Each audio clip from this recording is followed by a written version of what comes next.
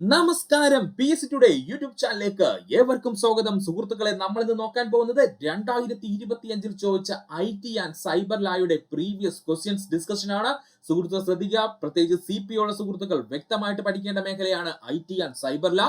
അപ്പോൾ 2025 കേരള PSC ചോദിച്ചിട്ടുള്ള IT and cyber ലാ മേഖലയിലെ പ്രീവിയസ് ക്വസ്റ്റ്യൻസ് ഡിസ്കഷൻ ആണ് നമ്മൾ ചെയ്യാൻ പോകുന്നത്.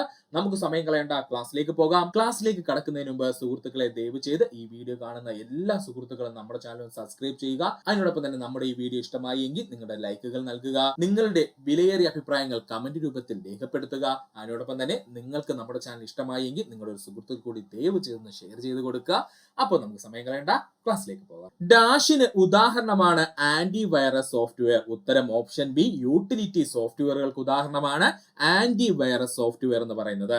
അപ്പോൾ ഈ ഒരു ആന്റി വൈറസ് സോഫ്റ്റ്വെയർ എന്ന് പറയുന്നത് യൂട്ടിലിറ്റി സോഫ്റ്റ്വെയർ ആണ്. എന്താ സുഹൃത്തുക്കളെ യൂട്ടിലിറ്റി സോഫ്റ്റ്വെയർ എന്ന് പറഞ്ഞു കഴിഞ്ഞാൽ, കമ്പ്യൂട്ടർ സിസ്റ്റത്തിന്റെ പ്രവർത്തനക്ഷമത മെച്ചപ്പെടുത്തുന്നതിനും അതിന്റെ പരിപാലനത്തിനും കാര്യക്ഷമത വർദ്ധിപ്പിക്കുന്നതിനും സഹായിക്കുന്ന പ്രോഗ്രാമുകൾ അറിയപ്പെടുന്ന പേരാണ് യൂട്ടിലിറ്റി സോഫ്റ്റ്വെയറുകൾ എന്ന്. എന്താ യൂട്ടിലിറ്റി സോഫ്റ്റ്വെയർ എന്ന് ചോദിച്ചാൽ, ഒരു കമ്പ്യൂട്ടർ സിസ്റ്റത്തിന്റെ പ്രവർത്തനക്ഷമത മെച്ചപ്പെടുത്തണം, അല്ലെന്നുണ്ടെങ്കിൽ അതിന്റെ പരിപാലനം നടത്തണം, അല്ലെന്നുണ്ടെങ്കിൽ കാര്യക്ഷമത വർദ്ധിപ്പിക്കണം. ഇതിൽ ഏതെങ്കിലും ഒരെണ്ണം ചെയ്യുന്ന സോഫ്റ്റ്വെയറിനെ നമുക്ക് എന്തെന്ന് വിളിക്കാം, അല്ലെങ്കിൽ പ്രോഗ്രാമിനെ നമുക്ക് എന്തെന്ന് വിളിക്കാം? യൂട്ടിലിറ്റി സോഫ്റ്റ്വെയറുകൾ എന്ന് വിളിക്കാം. ഇതിൽ ഏറ്റവും ഇമ്പോർട്ടന്റ് ആയിട്ട് നമ്മൾ പഠിക്കാനുള്ളത് പ്രധാനപ്പെട്ട യൂട്ടിലിറ്റി സോഫ്റ്റ്വെയറുകളുടെ ഉദാഹരണമാണ്. CPU ഉള്ള സുഹൃത്തുക്കൾ ഓർത്ത് പഠിച്ചോളണം. +2 ലെവൽ ടെക്സ്റ്റ് ബുക്കിനകത്ത് കിടക്കുന്നതാണ് യൂട്ടിലിറ്റി സോഫ്റ്റ്വെയർക്ക് ഉദാഹരണം. അതുകൊണ്ട് അത് ഓർത്ത് പഠിക്കേണ്ടതാണ്. യൂട്ടിലിറ്റി സോഫ്റ്റ്വെയർക്ക് ഉദാഹരണം നമുക്ക് നോക്കാം.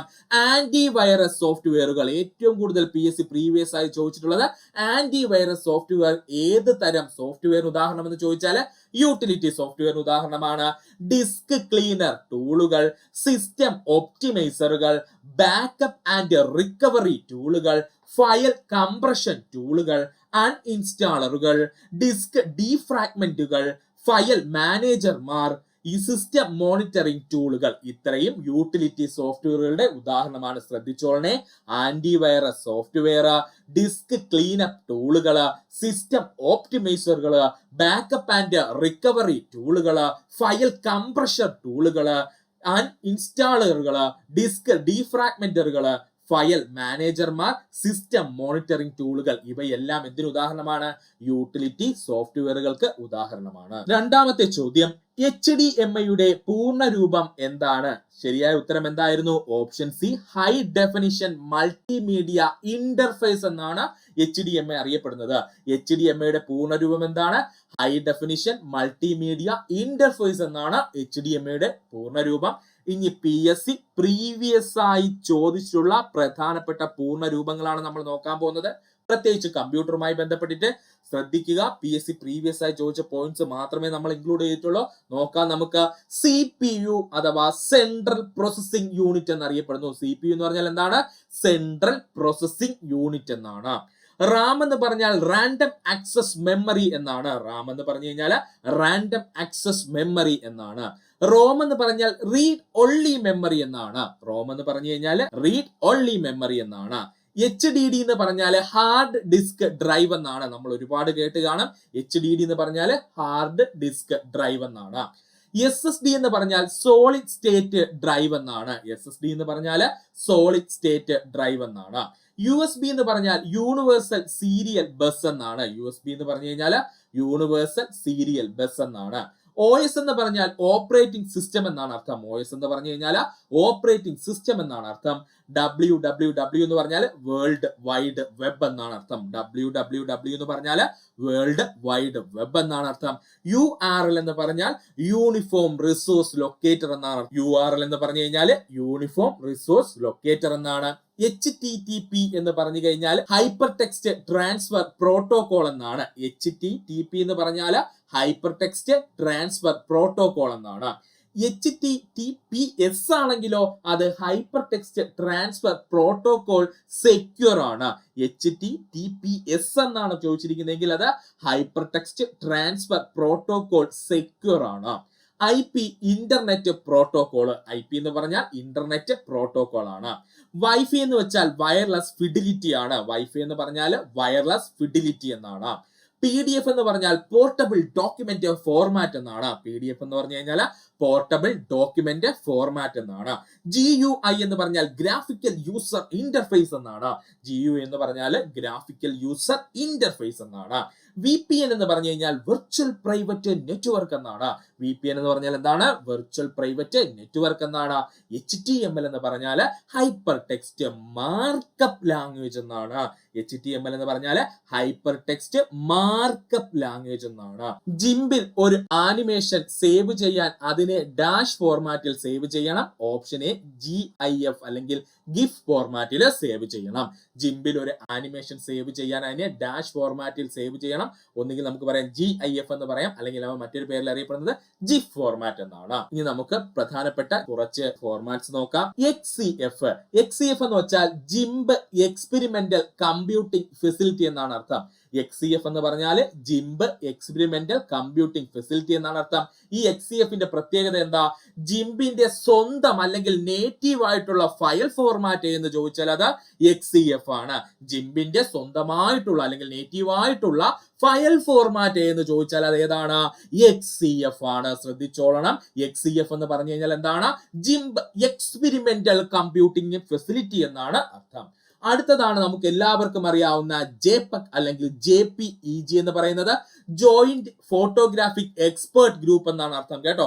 JPEG അല്ലെങ്കിൽ JPEGന്റെ അർത്ഥം എന്താണ്? ജോയിന്റ് ഫോട്ടോഗ്രാഫിക് എക്സ്പേർട്ട് ഗ്രൂപ്പ് എന്നാണ്. ഫോട്ടോകൾ സാധാരണയായി ഉപയോഗിക്കുന്ന ഫോർമാറ്റ് എന്ന് ചോദിച്ചാൽ അത് JPEG അല്ലെങ്കിൽ JPEG ആണ്. ഓർത്തോളണം. ഫോട്ടോകൾക്ക് സാധാരണയായിട്ട് നമ്മൾ ഉപയോഗിക്കുന്ന എക്സ്റ്റൻഷൻ ഫോർമാറ്റ് എന്ന് ചോദിച്ചു കഴിഞ്ഞാൽ അത് JPEG അല്ലെങ്കിൽ JPEG ആണ്. അടുത്തതാണ് PNG എന്ന് പറഞ്ഞു കഴിഞ്ഞാൽ പോർട്ടബിൾ നെറ്റ്വർക്ക് ഗ്രാഫിക്സ് എന്നാണ്. PNGയുടെ ഫുൾ ഫോം എന്താണ്? പോർട്ടബിൾ നെറ്റ്വർക്ക് ഗ്രാഫിക്സ് എന്നാണ്. ലോസ്ലെസ് കംപ്രഷൻ ഉപയോഗിക്കുന്ന ഒരു ഫോർമാറ്റ് ആണിത്. അതുകൊണ്ട് ചിത്രത്തിന്റെ ഗുണനിലവാരം നഷ്ടപ്പെടുന്നില്ല. ഇമ്പോർട്ടന്റ് ആണ്.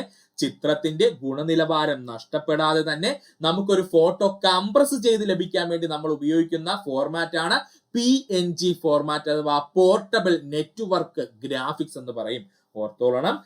PNG എന്ന് പറഞ്ഞാൽ പോർട്ടബിൾ നെറ്റ്വർക്ക് ഗ്രാഫിക്സ് എന്നാണ്. ഇത് എന്തിനാ ഉപയോഗിക്കുന്നത്? ചിത്രങ്ങൾ ഗുണനിലവാരം നഷ്ടപ്പെടാതെ കംപ്രസ് ചെയ്യുന്നതിന് വേണ്ടി നമ്മൾ ഉപയോഗിക്കുന്ന ഒരു ഫോർമാറ്റ് ആണ് PNG ഫോർമാറ്റ്. അടുത്തതാണ് GIF അല്ലെങ്കിൽ നമ്മൾ പറയും GIF ഫോർമാറ്റ് എന്നുള്ളത്. GIF ഫോർമാറ്റ് എന്താണ്? ഗ്രാഫിക് ഇന്റർചേഞ്ച് ഫോർമാറ്റിനെയാണ് നമ്മൾ GIF ഫോർമാറ്റ് എന്ന് പറയുന്നത്. അപ്പൊ GIF എന്ന് പറഞ്ഞു കഴിഞ്ഞാൽ ഗ്രാഫിക് ഇന്റർചേഞ്ച് ഫോർമാറ്റ് എന്നാണ്. ഇതിന്റെ പ്രത്യേകത എന്താണ്? ചെറിയ ആനിമേഷനുകൾക്ക് സാധാരണയായി ഉപയോഗിക്കുന്ന ഫോർമാറ്റ് ആണ് GIF ഫോർമാറ്റ്. ചെറിയ ആനിമേഷനുകൾക്കായി സാധാരണയായി ഉപയോഗിക്കുന്ന ഫോർമാറ്റ് ആണ് ഏതാ? GIF ഫോർമാറ്റ് എന്നറിയപ്പെടുന്നത്. അടുത്തതാണ് TIFF ഫോർമാറ്റ് അല്ലെങ്കിൽ TIFF, tagged image file format. TIFF ഫോർമാറ്റിന്റെ പൂർണ്ണരൂപം എന്താണ്? ടാഗ്ഡ് ഇമേജ് ഫയൽ ഫോർമാറ്റ് എന്നാണ്. ഇതിന്റെ പ്രത്യേകത എന്താ? ഉയർന്ന നിലവാരമുള്ള ചിത്രങ്ങൾക്കായി ഉപയോഗിക്കുന്ന ഫോർമാറ്റ് എന്ന് ചോദിച്ചാൽ അത് TIFF ഫോർമാറ്റ് ആണ്. ഉയർന്ന നിലവാരമുള്ള ചിത്രങ്ങൾക്കായി ഉപയോഗിക്കുന്ന ഫോർമാറ്റ് ഏതാണ്? TIFF ഫോർമാറ്റ് അഥവാ ടാഗ്ഡ് ഇമേജ് ഫയൽ ഫോർമാറ്റ് ആണ്.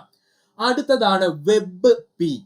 ഗൂഗിൾ വികസിപ്പിച്ചെടുത്ത ഒരു ആധുനിക ഇമേജിംഗ് ഫോർമാറ്റ് ആണ് WebP എന്നറിയപ്പെടുന്നത്. അതുകൊണ്ട് തന്നെ ഇത് ഇമ്പോർട്ടന്റ് ആണ്. WebP എന്ന് പറഞ്ഞു കഴിഞ്ഞാൽ എന്താണ്? ഗൂഗിൾ വികസിപ്പിച്ചെടുത്ത ഒരു ആധുനിക ഇമേജ് ഫോർമാറ്റ് ആണ് ഇത്. ഓർക്കുക.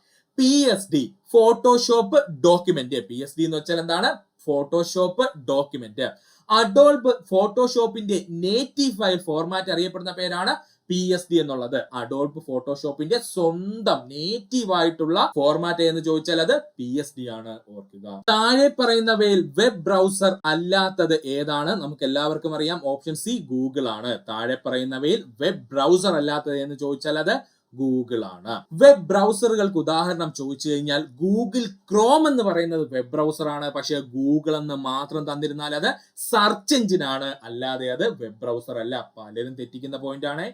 ഗൂഗിൾ ക്രോം എന്ന് പറഞ്ഞു കഴിഞ്ഞാൽ ഗൂഗിളിന്റെ വെബ് ബ്രൗസർ അറിയപ്പെടുന്ന പേരാണ് ഗൂഗിൾ ക്രോം എന്ന്. എന്നാൽ വെറുതെ ഗൂഗിൾ എന്ന് തന്നിരുന്നതിന്റെ അർത്ഥം ഗൂഗിൾ ഒരു സെർച്ച് എഞ്ചിൻ എന്നുള്ള രീതിയിലാണ് തന്നിരിക്കുന്നത്.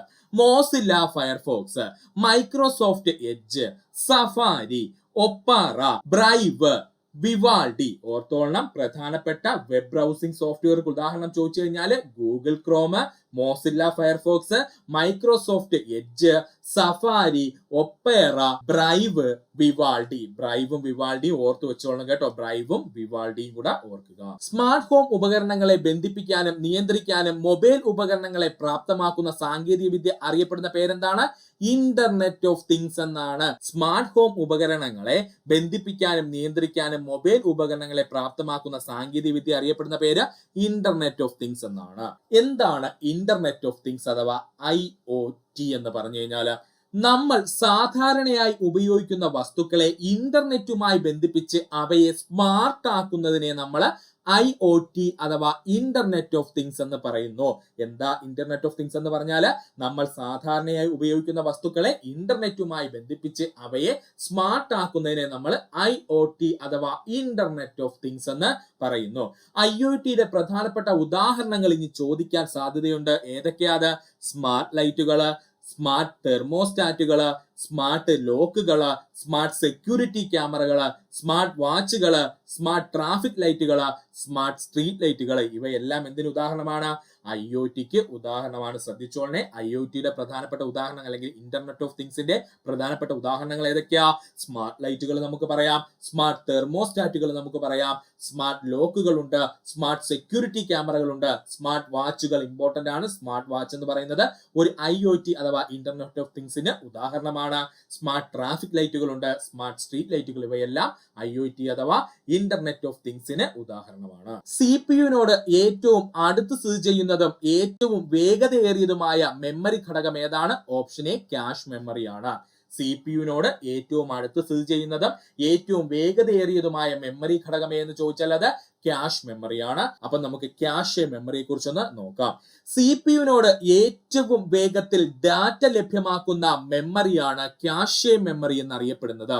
CPUവിന് ഏറ്റവും വേഗത്തിൽ ഡാറ്റ ലഭ്യമാക്കുന്ന മെമ്മറി അറിയപ്പെടുന്ന പേരാണ് ക്യാഷ് മെമ്മറി എന്ന്. സെൻട്രൽ പ്രോസസിംഗ് യൂണിറ്റ് അതായത് CPUവിനും അതുപോലെ മെമ്മറി അഥവാ റാമിനും ഇടയിൽ ഒരു ബഫറായി പ്രവർത്തിക്കുന്ന മെമ്മറിയാണെന്ന് ചോദിച്ചു കഴിഞ്ഞാൽ അത് ക്യാഷ് മെമ്മറിയാണ്. ഓർക്കുക, CPU അഥവാ സെൻട്രൽ പ്രോസസിംഗ് യൂണിറ്റിനും പ്രധാന മെമ്മറി ആയിട്ടുള്ള റാൻഡം ആക്സസ് മെമ്മറി അഥവാ റാമിനും ഇടയിൽ ഒരു ബഫറായി പ്രവർത്തിക്കുന്ന മെമ്മറി ആയിരുന്നു ചോദിച്ചു കഴിഞ്ഞാൽ അത് ക്യാഷ് മെമ്മറിയാണ്. CPUവിന് ഒരു ഡേറ്റയോ നിർദ്ദേശമോ ആവശ്യമുള്ളപ്പോൾ അത് ആദ്യം പരിശോധിക്കുന്നത് ക്യാഷ് മെമ്മറിയിലാണ്. CPUവിന് ഒരു ഡേറ്റയോ നിർദ്ദേശമോ ആവശ്യമുള്ളപ്പോൾ ആ CPU ആദ്യം പരിശോധിക്കുന്നത് എവിടെയാ? ക്യാഷ് മെമ്മറിയിലാണ്. ക്യാഷ് മെമ്മറിയുടെ പ്രവർത്തനം ലൊക്കാലിറ്റി ഓഫ് റെഫറൻസ് എന്ന തത്വത്തെ അടിസ്ഥാനമാക്കിയിരിക്കുന്നു. ഇമ്പോർട്ടന്റ് ആണ്. നമ്മുടെ +2 ലെവൽ ടെക്സ്റ്റ് ബുക്കിൽ പറഞ്ഞിരിക്കുന്ന പോയിന്റ് ആണ്. CPUക്കാര് ശ്രദ്ധിച്ചോളണേ. ക്യാഷ് മെമ്മറിയുടെ പ്രവർത്തനം എന്താണ്? ലൊക്കാലിറ്റി ഓഫ് റെഫറൻസ് എന്ന തത്വത്തെ അടിസ്ഥാനമാക്കിയാണ്. ക്യാഷ് ഹീറ്റ് എന്ന് പറഞ്ഞാൽ CPUവിന് ആവശ്യമായ ഡാറ്റ ക്യാഷ് മെമ്മറിയിൽ ഉണ്ടെങ്കിൽ അതിനെ ക്യാഷ് ഹീറ്റ് എന്നറിയപ്പെടുന്നു. അപ്പോൾ എന്താ ക്യാഷ് ഹീറ്റ് എന്ന് പറഞ്ഞു കഴിഞ്ഞാൽ CPUവിന് ആവശ്യമായ ഡാറ്റ ക്യാഷ് മെമ്മറിയിൽ ഉണ്ടെങ്കിൽ അതിനെ നമുക്ക് ക്യാഷ് ഹീറ്റ് എന്ന് വിളിക്കാം. എന്താ ക്യാഷ് മിസ് എന്ന് പറഞ്ഞു കഴിഞ്ഞാൽ CPUവിന് ആവശ്യമായ ഡാറ്റ ക്യാഷ് മെമ്മറിയിൽ ഇല്ലെങ്കിൽ അതിനെ ക്യാഷ് മിസ് എന്ന് പറയുന്നു. CPUവിന് ആവശ്യമായ ഡാറ്റ ക്യാഷ് മെമ്മറി ഇല്ലെങ്കിൽ നമ്മൾ അതിനെ എന്തെന്ന് വിളിക്കുന്നു? ക്യാഷ് മിസ് എന്ന് വിളിക്കുകയും ചെയ്യും. ഇനി നമുക്ക് കമ്പ്യൂട്ടറുമായി ബന്ധപ്പെട്ട കുറച്ച് മെമ്മറികളെ കുറിച്ചൊന്ന് നോക്കാം. ആദ്യമായി നോക്കുന്നതാണ് പ്രാഥമിക മെമ്മറി അഥവാ പ്രൈമറി മെമ്മറി അല്ലെങ്കിൽ മെയിൻ മെമ്മറി എന്നറിയപ്പെടുന്നത്. പ്രാഥമിക മെമ്മറി അല്ലെങ്കിൽ പ്രൈമറി മെമ്മറി അല്ലെങ്കിൽ നമുക്ക് എന്ത് പറയാം? Main memory. കമ്പ്യൂട്ടറിന്റെ CPUവിന് നേരിട്ട് ആക്സസ് ചെയ്യാൻ കഴിയുന്നതും വേഗതയേറിയതുമായ മെമ്മറികൾ അറിയപ്പെടുന്ന പേരാണ് പ്രാഥമിക മെമ്മറി അല്ലെങ്കിൽ നമുക്ക് പറയാം പ്രൈമറി മെമ്മറി അല്ലെങ്കിൽ നമുക്ക് പറയാം മെയിൻ മെമ്മറി എന്ന്. അപ്പോൾ എന്താണ് പ്രാഥമിക മെമ്മറി അല്ലെങ്കിൽ മെയിൻ മെമ്മറി എന്നറിയപ്പെടുന്നത്? എന്താണ്? കമ്പ്യൂട്ടറിന്റെ CPUവിന് നേരിട്ട് ആക്സസ് ചെയ്യാൻ കഴിയുന്നതും വേഗതയേറിയതുമായ മെമ്മറികളെയാണ് നമ്മൾ പ്രാഥമിക മെമ്മറികൾ എന്ന് പറയുന്നത്. പ്രാഥമിക മെമ്മറികളുടെ ഉദാഹരണം ചോദിച്ചാൽ റാം അഥവാ റാൻഡം ആക്സസ് മെമ്മറി, SRAM അഥവാ സ്റ്റാറ്റിക് റാം അല്ലെങ്കിൽ static random access memory, DRAM അഥവാ dynamic random access memory, ROM അഥവാ റീഡ് ഒൺലി മെമ്മറി, PROM അഥവാ programmable read only memory, EPROM അഥവാ erasable programmable read only memory, അതുപോലെ EEPROM അഥവാ electrically erasable programmable read only memory. ഇത്രയും എന്തിന് ഉദാഹരണമാണ്? കമ്പ്യൂട്ടറിലെ പ്രാഥമിക മെമ്മറികൾക്ക് ഉദാഹരണമാണ്. ഒന്നുകൂടെ പറയാം, കമ്പ്യൂട്ടറിന്റെ CPU-ന് നേരിട്ട് അക്സസ് ചെയ്യാൻ കഴിയുന്നതും വളരെ വേഗതയേറിയതുമായിട്ടുള്ള മെമ്മറിയാണ് പ്രാഥമിക മെമ്മറി അല്ലെങ്കിൽ മെയിൻ മെമ്മറി എന്നറിയപ്പെടുന്നത്. ഇതിന് പ്രധാനപ്പെട്ട ഉദാഹരണങ്ങൾ ഏതൊക്കെയാ? ഒന്ന് റാൻഡം ആക്സസ് മെമ്മറി, അതുപോലെ തന്നെ സ്റ്റാറ്റിക് റാൻഡം ആക്സസ് മെമ്മറി, അതുപോലെ ഡൈനാമിക് റാൻഡം ആക്സസ് മെമ്മറി. പിന്നെ വരുന്നത് എന്താണ്? റോം അഥവാ റീഡ് ഒൺലി മെമ്മറി. അതിൽ തന്നെ പ്രോഗ്രാമബിൾ റീഡ് ഒൺലി മെമ്മറി വരുന്നുണ്ട്, erasable programmable read only memory വരുന്നുണ്ട്, അതുപോലെ electrically erasable programmable read only memory അഥവാ EEPROM വരുന്നുണ്ട്. ഇത്രയും പോയിന്റ്സ് ഓർക്കണം. അടുത്തതാണ് സെക്കൻഡറി മെമ്മറി അല്ലെങ്കിൽ നമ്മൾ പറയുന്നു ആക്സിലറി മെമ്മറി എന്ന്. സെക്കൻഡറി മെമ്മറി അല്ലെങ്കിൽ ആക്സിലറി മെമ്മറി ഡാറ്റയും പ്രോഗ്രാമുകളും സ്ഥിരമായി സൂക്ഷിക്കാൻ ഉപയോഗിക്കുന്ന മെമ്മറിയാണ് സെക്കൻഡറി മെമ്മറി എന്നറിയപ്പെടുന്നത്. ഡാറ്റയും പ്രോഗ്രാമുകളും സ്ഥിരമായി സൂക്ഷിക്കാൻ ഉപയോഗിക്കുന്ന മെമ്മറിയാണ് സെക്കൻഡറി മെമ്മറി എന്നറിയപ്പെടുന്നത്. സെക്കൻഡറി മെമ്മറികൾക്ക് ഉദാഹരണം എന്ന് ചോദിച്ചാൽ ഹാർഡ് ഡിസ്ക്, അതുപോലെ തന്നെ SSD solid state device, USB flash drive അല്ലെങ്കിൽ നമ്മൾ സിമ്പിൾ ആയിട്ട് പറഞ്ഞാൽ നമ്മുടെ pen drive, CD, DVD, blu ray ഡിസ്കുകൾ, എക്സ്റ്റേണൽ ഹാർഡ് ഡ്രൈവുകൾ. ഇത്രയും നമുക്ക് എന്തെന്ന് പറയാം? സെക്കൻഡറി മെമ്മറി ആണെന്ന് പറയാം. അപ്പോൾ സെക്കൻഡറി മെമ്മറികൾക്ക് ഉദാഹരണം ഏതൊക്കെയാണ്? ഒന്ന് HDD അഥവാ ഹാർഡ് ഡിസ്ക് ഡ്രൈവ്, മറ്റൊന്നെന്താണ്? SSD അഥവാ solid state drive, USB flash drive simple ആയിട്ട് പറഞ്ഞാൽ നമ്മുടെ പെൻ ഡ്രൈവ്, അതുപോലെ തന്നെ CD, DVD, ബ്ലൂറേ ഡിസ്കുകൾ, എക്സ്റ്റേണൽ ഹാർഡ് ഡ്രൈവ്സ്. ഇതിനെയെല്ലാം നമുക്ക് സെക്കൻഡറി മെമ്മറി എന്ന് വിളിക്കാം. താഴെ കൊടുത്തിരിക്കുന്നവയിൽ ഒരു ഓപ്പൺ സോഴ്സ് ഓപ്പറേറ്റിംഗ് സിസ്റ്റം ഏതാണ്? നമുക്ക് എല്ലാവർക്കും അറിയാം ലിനക്സ് ആണ് അല്ലെ. താഴെ കൊടുത്തിരിക്കുന്നവയിൽ ഏതാണ് ഒരു ഓപ്പൺ സോഴ്സ് ഓപ്പറേറ്റിംഗ് സിസ്റ്റം എന്ന് ചോദിച്ചു കഴിഞ്ഞാൽ അത് ലിനക്സ് ആണ്. പ്രധാന ഓപ്പൺ സോഴ്സ് ഓപ്പറേറ്റിംഗ് സിസ്റ്റങ്ങൾക്ക് ഉദാഹരണം നമുക്ക് നോക്കാം. പ്രധാന ഓപ്പൺ സോഴ്സ് ഓപ്പറേറ്റിംഗ് സിസ്റ്റങ്ങൾക്ക് ഉദാഹരണം Linux, Ubuntu, Fedora, Debian, Mint, Red Hat Enterprises Linux, CentOS, Arch Linux, Kali Linux, Android, free BSD, open BSD, net BSD, react OS, Chrome OS. ഓർത്തോളണേ, പ്രധാനപ്പെട്ട open source operating സിസ്റ്റങ്ങൾക്ക് ഉദാഹരണം ചോദിച്ചു കഴിഞ്ഞാൽ Linux നമുക്ക് എല്ലാവർക്കും അറിയാം, ഉബുണ്ടു നമുക്ക് എല്ലാവർക്കും അറിയാം, അതുപോലെ Fedora, Debian, Mint, Red Hat Enterprises Linux, ലിനക്സിന്റെ മറ്റൊരു വേർഷൻ ആയിട്ടുള്ള Red Hat Enterprises Linux, CentOS, Arch Linux, ലിനക്സിന്റെ മറ്റൊരു വെറൈറ്റി ആണ് ആർക്ക് ലിനക്സ്, കാലി ലിനക്സ്, ലിനക്സിന്റെ മറ്റൊരു വേരിയേഷൻ ആണ് അല്ലെങ്കിൽ വേർഷൻ ആണ് കാലി ലിനക്സ്, ആൻഡ്രോയിഡ് വളരെ ഇമ്പോർട്ടന്റ്, ആൻഡ്രോയിഡ് ഒരു ഫ്രീ ഓപ്പറേറ്റിംഗ് സിസ്റ്റം ആണ്, അതുപോലെ തന്നെ free BSD, open BSD, net BSD, react OS, അതുപോലെ ക്രോം OS എന്നിവ പ്രധാനപ്പെട്ട ഓപ്പൺ സോഴ്സ് ഓപ്പറേറ്റിംഗ് സിസ്റ്റങ്ങൾക്ക് ഉദാഹരണമാണ്. ഉയർന്ന ബാൻഡ് വിഡ്ത്ത് ആവശ്യമായ ദീർഘദൂര വാർത്താവിനിമയത്തിനും നെറ്റ്വർക്കിംഗ് ആവശ്യങ്ങൾക്കും ഏറ്റവും അനുയോജ്യമായ ട്രാൻസ്മിഷൻ മീഡിയം എന്നറിയപ്പെടുന്നത് ഒപ്റ്റിക്കൽ ഫൈബർ ആണ്. ഉയർന്ന ബാൻഡ് വിഡ്ത്ത് ആവശ്യമായ ദീർഘദൂര വാർത്താവിനിമയത്തിനും നെറ്റ്വർക്കിംഗ് ആവശ്യങ്ങൾക്കും ഏറ്റവും അനുയോജ്യമായ ട്രാൻസ്മിഷൻ മീഡിയം എന്നറിയപ്പെടുന്നത് ഏതാണ്? അത് ഒപ്റ്റിക്കൽ ഫൈബർ ഉപയോഗിച്ചുള്ള ട്രാൻസ്മിഷൻ ആണ്. അപ്പോൾ നമുക്ക് പ്രധാനപ്പെട്ട കുറച്ച് ഐറ്റിയുമായി ബന്ധപ്പെട്ടിരിക്കുന്ന പ്രധാനപ്പെട്ട ട്രാൻസ്മിഷൻ മീഡിയങ്ങൾ ട്വിസ്റ്റഡ് പെയർ കേബിൾ അഥവാ UTP എന്നും STP എന്നും നമ്മൾ പറയും. ട്വിസ്റ്റഡ് പെയർ കേബിൾസ് രണ്ട് രീതിയിൽ നമുക്ക് പറയാം. ഒന്ന് UTP എന്ന് പറയാം, അല്ലെങ്കിൽ STP എന്ന് പറയാം. പ്രാദേശിക നെറ്റ്വർക്കുകളിൽ സാധാരണയായി ഉപയോഗിക്കുന്നത് ട്വിസ്റ്റഡ് പെയർ കേബിളുകളാണ്. പ്രാദേശിക നെറ്റ്വർക്കുകളിൽ സാധാരണയായിട്ട് ഉപയോഗിക്കുന്നത് ട്വിസ്റ്റഡ് പെയർ കേബിൾസ് ആണ്, ഇല്ലെങ്കിൽ അവയെ വിളിക്കുന്ന പേരാണ് UTPകൾ അല്ലെങ്കിൽ STPകൾ എന്ന്. രണ്ടാമത്തതാണ് കൊയാക്സിയൽ കേബിളുകൾ. എന്താണ് കൊയാക്സിയൽ കേബിളുകൾ? കേബിൾ TV, ബ്രോഡ്ബാൻഡ് ഇന്റർനെറ്റ് കണക്ഷനുകൾ എന്നിവയ്ക്ക് ഉപയോഗിക്കുന്നതാണ് കൊയാക്സിയൽ കേബിളുകൾ. കേബിൾ TVയിലും അതുപോലെ ബ്രോഡ്ബാൻഡ് ഇന്റർനെറ്റ് കണക്ഷനുകൾ എന്നിവയ്ക്ക് ഉപയോഗിച്ചിരിക്കുന്നതാണ് കൊയാക്സിയൽ കേബിളുകൾ. വയർലെസ് ട്രാൻസ്മിഷൻ, വയർലെസ് ട്രാൻസ്മിഷൻ എവിടെയൊക്കെയാണ് ഉപയോഗിക്കുന്നത്? മൊബൈൽ കമ്മ്യൂണിക്കേഷൻ, സാറ്റലൈറ്റ് ലിങ്കുകൾ, വൈഫൈ എന്നിവയിൽ ഉപയോഗിക്കുന്നത് വയർലെസ് ട്രാൻസ്മിഷൻ ആണ്.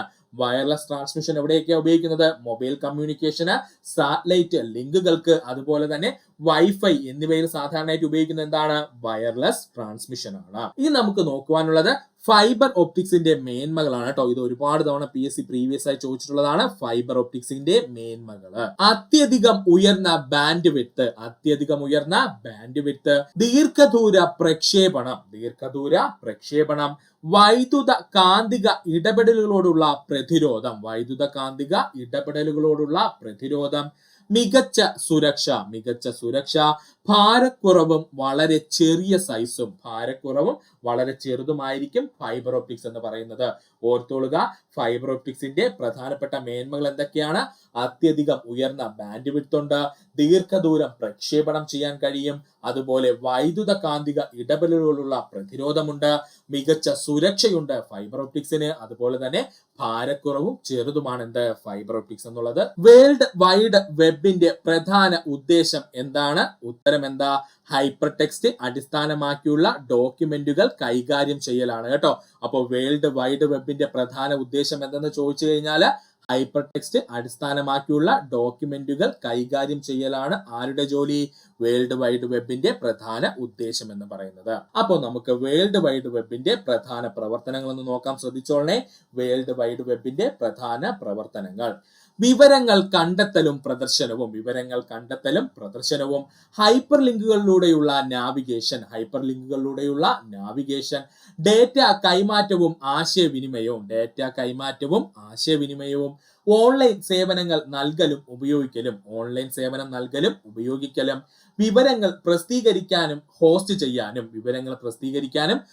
ചെയ്യാനും ആപ്ലിക്കേഷൻ പ്രവർത്തിപ്പിക്കാൻ. ഇതിനകത്ത് ഹൈപ്പർ ലിങ്കുകളിലൂടെയുള്ള നാവിഗേഷനും ഡേറ്റ കൈമാറ്റവും ആശയവിനിമയവും കൂടെ ചേർത്തുകൊണ്ടാണ് ഓപ്ഷൻ എ ആയിട്ട് ഹൈപ്പർ ടെക്സ്റ്റ് അടിസ്ഥാനമാക്കിയുള്ള ഡോക്യുമെന്റുകളുടെ കൈകാര്യം ചെയ്യലെന്ന് PSC കൊടുത്തത് ഉത്തരം. അപ്പോൾ ശ്രദ്ധിച്ചോളുക, വേൾഡ് വൈഡ് വെബിന്റെ പ്രധാനപ്പെട്ട പ്രവർത്തനങ്ങൾ എന്തൊക്കെയാണ്? വിവരങ്ങൾ കണ്ടെത്തലും പ്രദർശനവും, ഹൈപ്പർ ലിങ്കുകളിലൂടെയുള്ള നാവിഗേഷൻ, ഡേറ്റ കൈമാറ്റവും ആശയവിനിമയവും, ഓൺലൈൻ സേവനങ്ങൾ നൽകലും ഉപയോഗിക്കലും, വിവരങ്ങൾ പ്രസിദ്ധീകരിക്കാനും ഹോസ്റ്റ് ചെയ്യാനും ആപ്ലിക്കേഷനുകൾ പ്രവർത്തിപ്പിക്കാൻ. ഇത്രയുമാണ് വേൾഡ് വൈഡ് വെബിന്റെ പ്രധാന പ്രവർത്തനങ്ങൾ. അശ്ലീല ഉള്ളടക്കം ഇലക്ട്രോണിക് രൂപത്തിൽ പ്രസിദ്ധീകരിക്കുകയോ സംപ്രേഷണം ചെയ്യുകയോ ചെയ്യുന്നത് ശിക്ഷ നൽകുന്ന IT ആക്ടിലെ ഏത് വകുപ്പ് പ്രകാരമാണ്? ഉത്തരം ഓപ്ഷൻ സി, 67 വകുപ്പ് പ്രകാരമാണ് കേട്ടോ. അശ്ലീല ഉള്ളടക്കം ഇലക്ട്രോണിക് രൂപത്തിൽ പ്രസിദ്ധീകരിക്കുകയോ സംപ്രേഷണം ചെയ്യുകയോ ചെയ്യുന്നതിന് ശിക്ഷ നൽകുന്നത് IT ആക്ടിലെ ഏത് വകുപ്പ് പ്രകാരമാണ്? വകുപ്പ് 67 പ്രകാരമാണ്. അപ്പോൾ നമുക്ക് IT ആക്ടിലെ പ്രധാന വകുപ്പുകൾ പഠിക്കാം. വളരെ ഇമ്പോർട്ടന്റ് ആണ്. CPO ഉള്ള സുഹൃത്തുക്കൾ ഇത് നോക്കിയിട്ട് പോകണം. 1 മാർക്കിന് ഈ ഭാഗത്തു നിന്ന് ഒരു ചോദ്യം വരും. IT ആക്ടിലെ പ്രധാന വകുപ്പുകൾ. വകുപ്പ് 4 ഇലക്ട്രോണിക് രേഖകൾക്ക് നിയമപരമായ അംഗീകാരം നൽകുന്ന വകുപ്പാണ് വകുപ്പ് 4. ഇലക്ട്രോണിക് രേഖകൾക്ക് നിയമപരമായ അംഗീകാരം നൽകുന്ന വകുപ്പാണ് വകുപ്പ് 4. വകുപ്പ് 5 ഇലക്ട്രോണിക് ഒപ്പുകൾക്ക് നിയമപരമായ അംഗീകാരം നൽകുന്നു. വകുപ്പ് 5 ഇലക്ട്രോണിക് ഒപ്പുകൾക്ക് നിയമപരമായ അംഗീകാരം നൽകുന്നു. വകുപ്പ് 6 സർക്കാർ സ്ഥാപനങ്ങളിൽ ഇലക്ട്രോണിക് രേഖകളുടെയും ഒപ്പുകളുടെയും ഉപയോഗം. വകുപ്പ് 6 സർക്കാർ സ്ഥാപനങ്ങളിൽ ഇലക്ട്രോണിക് രേഖകളുടെയും ഒപ്പുകളുടെയും ഉപയോഗം. വകുപ്പ് 43 കമ്പ്യൂട്ടർ സിസ്റ്റങ്ങൾക്ക് കേടുപാടുകൾ വരുത്തുന്നതിനുള്ള പിഴ. വകുപ്പ് 43 കമ്പ്യൂട്ടർ സിസ്റ്റങ്ങൾക്ക് കേടുപാടുകൾ വരുത്തുന്നതിനുള്ള പിഴ.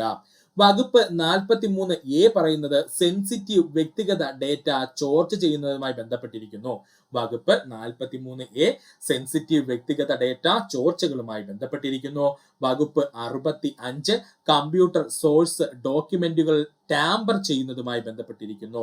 വകുപ്പ് 65 കമ്പ്യൂട്ടർ സോഴ്സ് ഡോക്യുമെന്റുകൾ ടാമ്പർ ചെയ്യുന്നതുമായിട്ട് ബന്ധപ്പെട്ടിരിക്കുന്നു. വകുപ്പ് 66 കമ്പ്യൂട്ടർ ഹാക്കിങ്ങിനെ കുറിച്ച് പറയുന്നു. വകുപ്പ് 66 കമ്പ്യൂട്ടർ ഹാക്കിങ്ങിനെ കുറിച്ച് പറയുന്നു.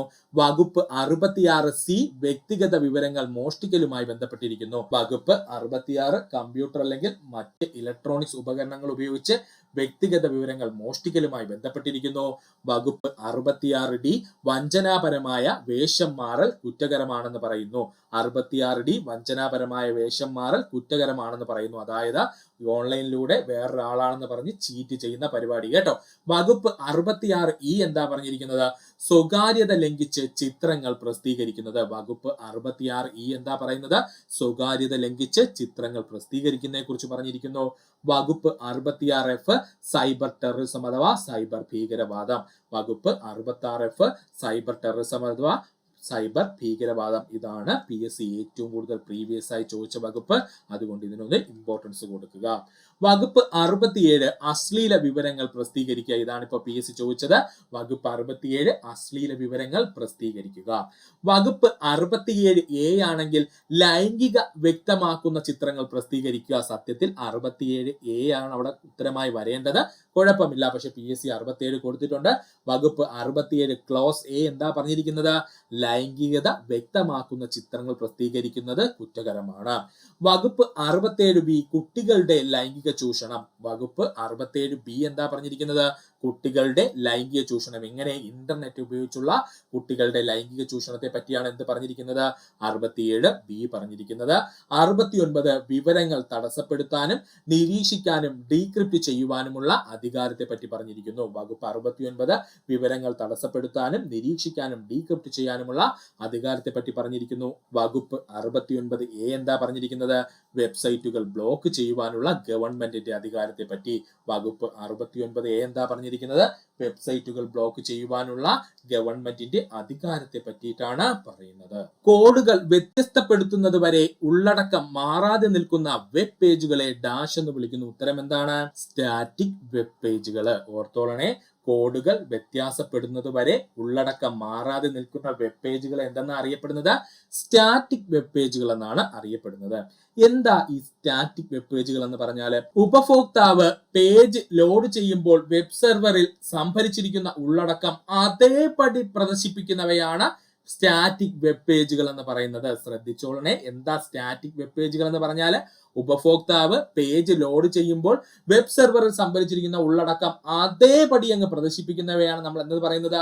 സ്റ്റാറ്റിക് വെബ് പേജുകൾ എന്ന് പറയുന്നത്. ഇവയുടെ കോഡിൽ മാറ്റങ്ങൾ വരുത്തിയാൽ മാത്രമേ ഉള്ളടക്കം മാറുള്ളൂ. ഇവയില് കോഡുകളിലെ മാറ്റം വരുത്തിയാൽ മാത്രമേ ഉള്ളടക്കം മാറുള്ളൂ. ഇനി നമുക്ക് നോക്കുവാനുള്ളത് സ്റ്റാറ്റിക് വെബ് പേജുകളുടെ പ്രധാന സവിശേഷതകളാണ്. സ്റ്റാറ്റിക് വെബ് പേജുകളുടെ സവിശേഷതകളാണ്: സ്ഥിരതയുള്ള ഉള്ളടക്കം. ഉള്ളടക്കത്തില് വ്യത്യാസം വരൂല. സ്ഥിരതയുള്ള ഉള്ളടക്കം. വളരെ വേഗതയോടുകൂടി അത് എന്ത് ചെയ്യും? മറ്റൊരു ഉപഭോക്താവിലേക്ക് എത്തുന്നു. വേഗതയോടുകൂടി ഉപഭോക്താവിലേക്ക് എത്തുന്നു. സിംപ്ലിസിറ്റി. സാധാരണയായി HTML, CSS, ജാവാസ്ക്രിപ്റ്റ് ഫയലുകൾ ഉപയോഗിച്ച് നിർമ്മിക്കുന്നു. വളരെ സിമ്പിൾ ആണ് നിർമ്മിക്കാൻ. സാധാരണയായിട്ട് HTML, CSS, ജാവാസ്ക്രിപ്റ്റ് ഫയലുകൾ ഉപയോഗിച്ച് നിർമ്മിക്കുന്നു. സെർവർ ഓവർഹെഡ് കുറവാണ്. സെർവർ ഓവർഹെഡ് എപ്പോഴും സ്റ്റാറ്റിക് പേജുകൾക്ക് കുറവായിരിക്കും. മാറ്റങ്ങൾ വരുത്താൻ ബുദ്ധിമുട്ടാണ്. നമ്മുടെ സ്റ്റാറ്റിക് വെബ് പേജുകൾക്ക് മാറ്റങ്ങൾ വരുത്താൻ ബുദ്ധിമുട്ടാണ്. അപ്പോൾ നമ്മുടെ സ്റ്റാറ്റിക് വെബ് പേജുകളുടെ പ്രധാന സവിശേഷതകൾ എന്തൊക്കെയാ? സ്ഥിരതയുള്ള ഉള്ളടക്കമായിരിക്കും. വളരെ വേഗതയോടുകൂടി അത് ലോഡ് ചെയ്തു വരെ ഉപഭോക്താവിലേക്ക് എത്തും. സിംപ്ലിസിറ്റി ആണ്. കാരണം HTML, CSS അതുപോലെ ജാവാസ്ക്രിപ്റ്റ് തുടങ്ങിയ ഫയലുകൾ ഉപയോഗിച്ചാണ് ഇവ നിർമ്മിക്കുന്നത്. സെർവർ ഓവർഹെഡ് കുറവായിരിക്കും. മാറ്റങ്ങൾ വരുത്താൻ ബുദ്ധിമുട്ടാണ്. എപ്പോഴും ഓർക്കുക, സ്റ്റാറ്റിക് വെബ് പേജുകൾക്ക് മാറ്റങ്ങൾ വരുത്താൻ ബുദ്ധിമുട്ടാണ്. ഇനി എന്തിനാണ് നമ്മൾ സ്റ്റാറ്റിക് വെബ് പേജുകൾ ഉപയോഗിക്കുന്നതെന്നാണ് നോക്കാൻ പോകുന്നത്. ലളിതമായ വെബ്സൈറ്റുകൾ, ഉദാഹരണത്തിന് വ്യക്തിഗത പോർട്ട്ഫോളിയോകൾ നിർമ്മിക്കുന്ന സമയത്ത് നമ്മൾ എന്ത് ഉപയോഗിക്കുന്നു? സ്റ്റാറ്റിക് വെബ് പേജുകളാണ് നിർമ്മിക്കുന്നത്. ഓർത്തോളനെ, ലളിതമായ വെബ്സൈറ്റുകൾ, ഉദാഹരണത്തിന് വ്യക്തിഗത പോർട്ട്ഫോളിയോക്ക് വേണ്ടിയിട്ട് നമ്മൾ ഒരു വെബ്സൈറ്റ് ഉണ്ടാക്കുകയാണെന്നുണ്ടെങ്കിൽ അതെപ്പോഴും സ്റ്റാറ്റിക് വെബ്സൈറ്റുകൾക്ക് ഉദാഹരണമായിരിക്കും. സ്ഥിരമായ വിവരങ്ങൾക്കുള്ള പേജുകൾ, ഉദാഹരണത്തിന് ബന്ധപ്പെടുവാനുള്ള വിവരങ്ങൾ അല്ലെങ്കിൽ എബൌട്ട് അസ് പേജുകളിലൊക്കെ നമ്മൾ കയറി കഴിഞ്ഞാൽ അതിലൊന്നും വലിയ വ്യത്യാസം വരാനില്ല. അതുകൊണ്ട് അവിടെ സ്റ്റാറ്റിക് ആയിട്ടുള്ള വെബ് പേജുകളായിരിക്കും നിർമ്മിക്കുന്നത്, അല്ലെങ്കിൽ സ്ഥിരമായിട്ടുള്ള വെബ് പേജുകളായിരിക്കും നമ്മൾ ഉപയോഗിക്കുന്നത്. അപ്പോൾ സ്ഥിരമായ വിവരങ്ങളുള്ള പേജ്, ഉദാഹരണത്തിന് നമ്മൾ എങ്ങനെ സൈറ്റ് കയറി കഴിഞ്ഞാൽ ഇപ്പൊ അതിനകത്തെല്ലാം എബൌട്ട് അസ് എന്ന് പറഞ്ഞ് കാണിക്കും. ആ എബൌട്ട് അസ് എന്ന് പറയുന്നത് മിക്കവാറും എന്തായിരിക്കും? ഒരു സ്റ്റാറ്റിക് വെബ് പേജ് ആയിരിക്കും. വളരെ വേഗത്തിൽ ലോഡ് ചെയ്യേണ്ട ലാൻഡിംഗ് പേജുകൾ എപ്പോഴും നിർമ്മിക്കുന്നത് എന്തിലായിരിക്കും? Static web പേജിലായിരിക്കും. ശ്രദ്ധിച്ചോളണേ, വളരെ വേഗത്തിൽ ലോഡ് ചെയ്യേണ്ട ലാൻഡിംഗ് പേജുകൾ എപ്പോഴും എന്തിലായിരിക്കും നിർമ്മിക്കുന്നത്? സ്റ്റാറ്റിക് വെബ് പേജിലായിരിക്കും നിർമ്മിക്കുന്നത്. ഡോക്യുമെന്റേഷൻ സൈറ്റുകൾ കൂടുതലായി ഉപയോഗിക്കുന്നത് സ്റ്റാറ്റിക് വെബ് പേജുകളാണ്. ഡോക്യുമെന്റേഷൻ സൈറ്റുകൾ കൂടുതലായിട്ട് ഉപയോഗിക്കുന്നത് എന്തായിരിക്കും? സ്റ്റാറ്റിക് വെബ് പേജുകളായിരിക്കും. സ്റ്റാറ്റിക് വെബ് പേജുകൾ പഠിച്ചെങ്കിൽ നമ്മൾ അതിനോടൊപ്പം ഡൈനാമിക് വെബ് പേജുകളോടൊന്ന് നോക്കണം. കാരണം ഇതായിരിക്കും ഇനി അടുത്ത ക്വസ്റ്റ്യൻ ആയിട്ട് വരാൻ പോകുന്നത്. അപ്പോൾ ഡൈനാമിക് വെബ് പേജുകൾ എന്ന് പറഞ്ഞു കഴിഞ്ഞാൽ ഉപഭോക്താവിന്റെ ആവശ്യകതകളെയോ സമയത്തെയോ മറ്റ് ഘടകങ്ങളെയോ ആശ്രയിച്ച് ഉള്ളടക്കം മാറുന്നവയാണ് ഡൈനാമിക് പേജുകൾ എന്നറിയപ്പെടുന്നത്.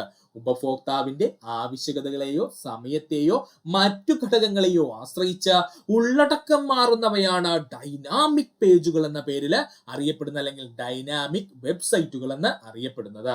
ഇവ PHP, പൈതൺ, ജാവ, Node.js പോലുള്ള സെർവർ സൈഡ് സ്ക്രിപ്റ്റിംഗ് ഭാഷകളും ഡാറ്റാബേസുകളും ഉപയോഗിച്ച് നിർമ്മിക്കുന്നവയാണ്. ഇതാണ് ഏറ്റവും പ്രധാനപ്പെട്ട വ്യത്യാസം. ഡൈനാമിക് വെബ് പേജുകൾ എപ്പോഴും കോംപ്ലക്സ് ആയിരിക്കും. എന്ന് വെച്ച് കഴിഞ്ഞാൽ PHP, പൈതൺ, ജാവ, Node.js എന്ന പോലുള്ള പ്രധാന സെർവർ സൈഡ് സ്ക്രിപ്റ്റിംഗ് ഭാഷകൾ ഉപയോഗിച്ചായിരിക്കും ഈ ഡൈനാമിക് വെബ് പേജുകൾ നിർമ്മിക്കുന്നത്. അപ്പോൾ അതൊന്ന് ഓർത്ത് വെച്ചോളണം. ഇവയുടെ പ്രധാനപ്പെട്ട ഉദാഹരണം ചോദിച്ചു കഴിഞ്ഞാൽ നമ്മുടെ ഫേസ്ബുക്ക് ഫീഡ്, ഓപ്പൺ ഷോപ്പിംഗ് സൈറ്റുകൾ, കാലാവസ്ഥാ പ്രവചന വെബ്സൈറ്റുകൾ ഇവയെല്ലാം ഡൈനാമിക് പേജുകൾക്ക് ഉദാഹരണമാണ്. എക്സൽ 2010 കണക്കുകൂട്ടലുകൾ നടത്തുമ്പോൾ സെൽ റഫറൻസ് തെറ്റായി കൊടുക്കുന്നത് മൂലം കാണിക്കുന്ന സന്ദേശം എന്താണ്? ഒന്നുകൂടി പറയാം. എക്സൽ 2010 കണക്കുകൂട്ടലുകൾ നടത്തുമ്പോൾ സെൽ റഫറൻസ് തെറ്റായി കൊടുക്കുന്നത് മൂലം കാണിക്കുന്ന സന്ദേശം എന്താണെന്നാണ്, അല്ലെങ്കിൽ എക്സൽ ഉപയോഗിക്കുന്ന സമയത്ത് ഉണ്ടാകുന്ന ഇറർ മെസ്സേജുകളെ കുറിച്ചാണ് പറഞ്ഞിരിക്കുന്നത്. അങ്ങനെ സെൽ റഫറൻസ് തെറ്റായി കഴിഞ്ഞാൽ വരുന്ന ഇറർ മെസ്സേജ് ആണ് #name എന്നുള്ള ഇറർ മെസ്സേജ്. ഓർത്തോളുക. അപ്പോൾ നമുക്കിനി പ്രധാനപ്പെട്ട എക്സലുമായി ബന്ധപ്പെട്ടിട്ടുള്ള കുറച്ച് ഇറർ മെസ്സേജുകൾ ഏതെന്ന് നോക്കാം. ശ്രദ്ധിക്കുക. എക്സലുമായി ബന്ധപ്പെട്ടിട്ടുള്ള കുറച്ച് ഇറർ മെസ്സേജുകൾ. #റഫറൻസ് ഇറർ എന്താണെന്ന് ചോദിച്ചു കഴിഞ്ഞാൽ, ഒരു ഫോർമുലയിൽ അസാധുവായ സെൽ റഫറൻസ് ഉണ്ടെങ്കിൽ ഈ പിഴവ് സന്ദേശം വരുന്നു. അതായത് ഒരു ഫോർമുലയിൽ അസാധുവായ ഒരു സെൽ റഫറൻസ് കൊടുത്തിട്ടുണ്ടെങ്കിൽ അപ്പോൾ നമുക്ക് വരുന്നതാണ് എന്ത്? #റഫറൻസ് എന്നുള്ള ഇറർ. ഓർക്കുക. #റഫറൻസ് എന്നുള്ള ഇറർ എന്തിനാ വരുന്നത്? ഒരു ഫോർമുലയിൽ അസാധുവായ ഒരു സെൽ റഫറൻസ് ഉണ്ടെങ്കിൽ പ്രധാനമായും കാണിക്കുന്ന ഇറർ ഏതാണ്? #റഫറൻസ് എന്നുള്ള ഇറർ ആണ്. #name error. #name ഇറർ എന്താ? നിങ്ങൾ ഫോർമുലയിൽ ഒരു പേരുള്ള റേഞ്ച് ഉപയോഗിക്കുകയും എന്നാൽ ആ പേര് തെറ്റായി ടൈപ്പ് ചെയ്യുകയോ അല്ലെങ്കിൽ ആ പേര് നിലവിലില്ലാതിരിക്കുകയോ ചെയ്യുമ്പോൾ നമ്മുടെ എക്സൽ കാണിക്കുന്ന ഇററാണ് #name ഇറർ എന്ന് പറയുന്നത്.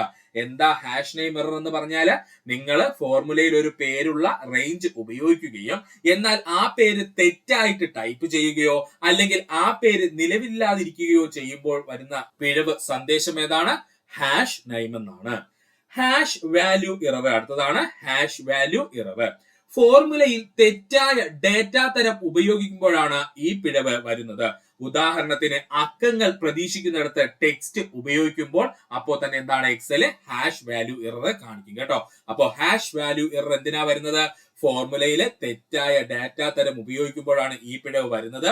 ഉദാഹരണമായിട്ട് പറഞ്ഞു കഴിഞ്ഞാൽ, അക്കങ്ങൾ പ്രതീക്ഷിക്കുന്നിടത്ത് നമ്മൾ ടെക്സ്റ്റ് ആണ് ഉപയോഗിക്കുന്നതെങ്കിൽ ഉറപ്പായിട്ടും എന്ത് വരും? എക്സലില് #value ഇറർ വരും.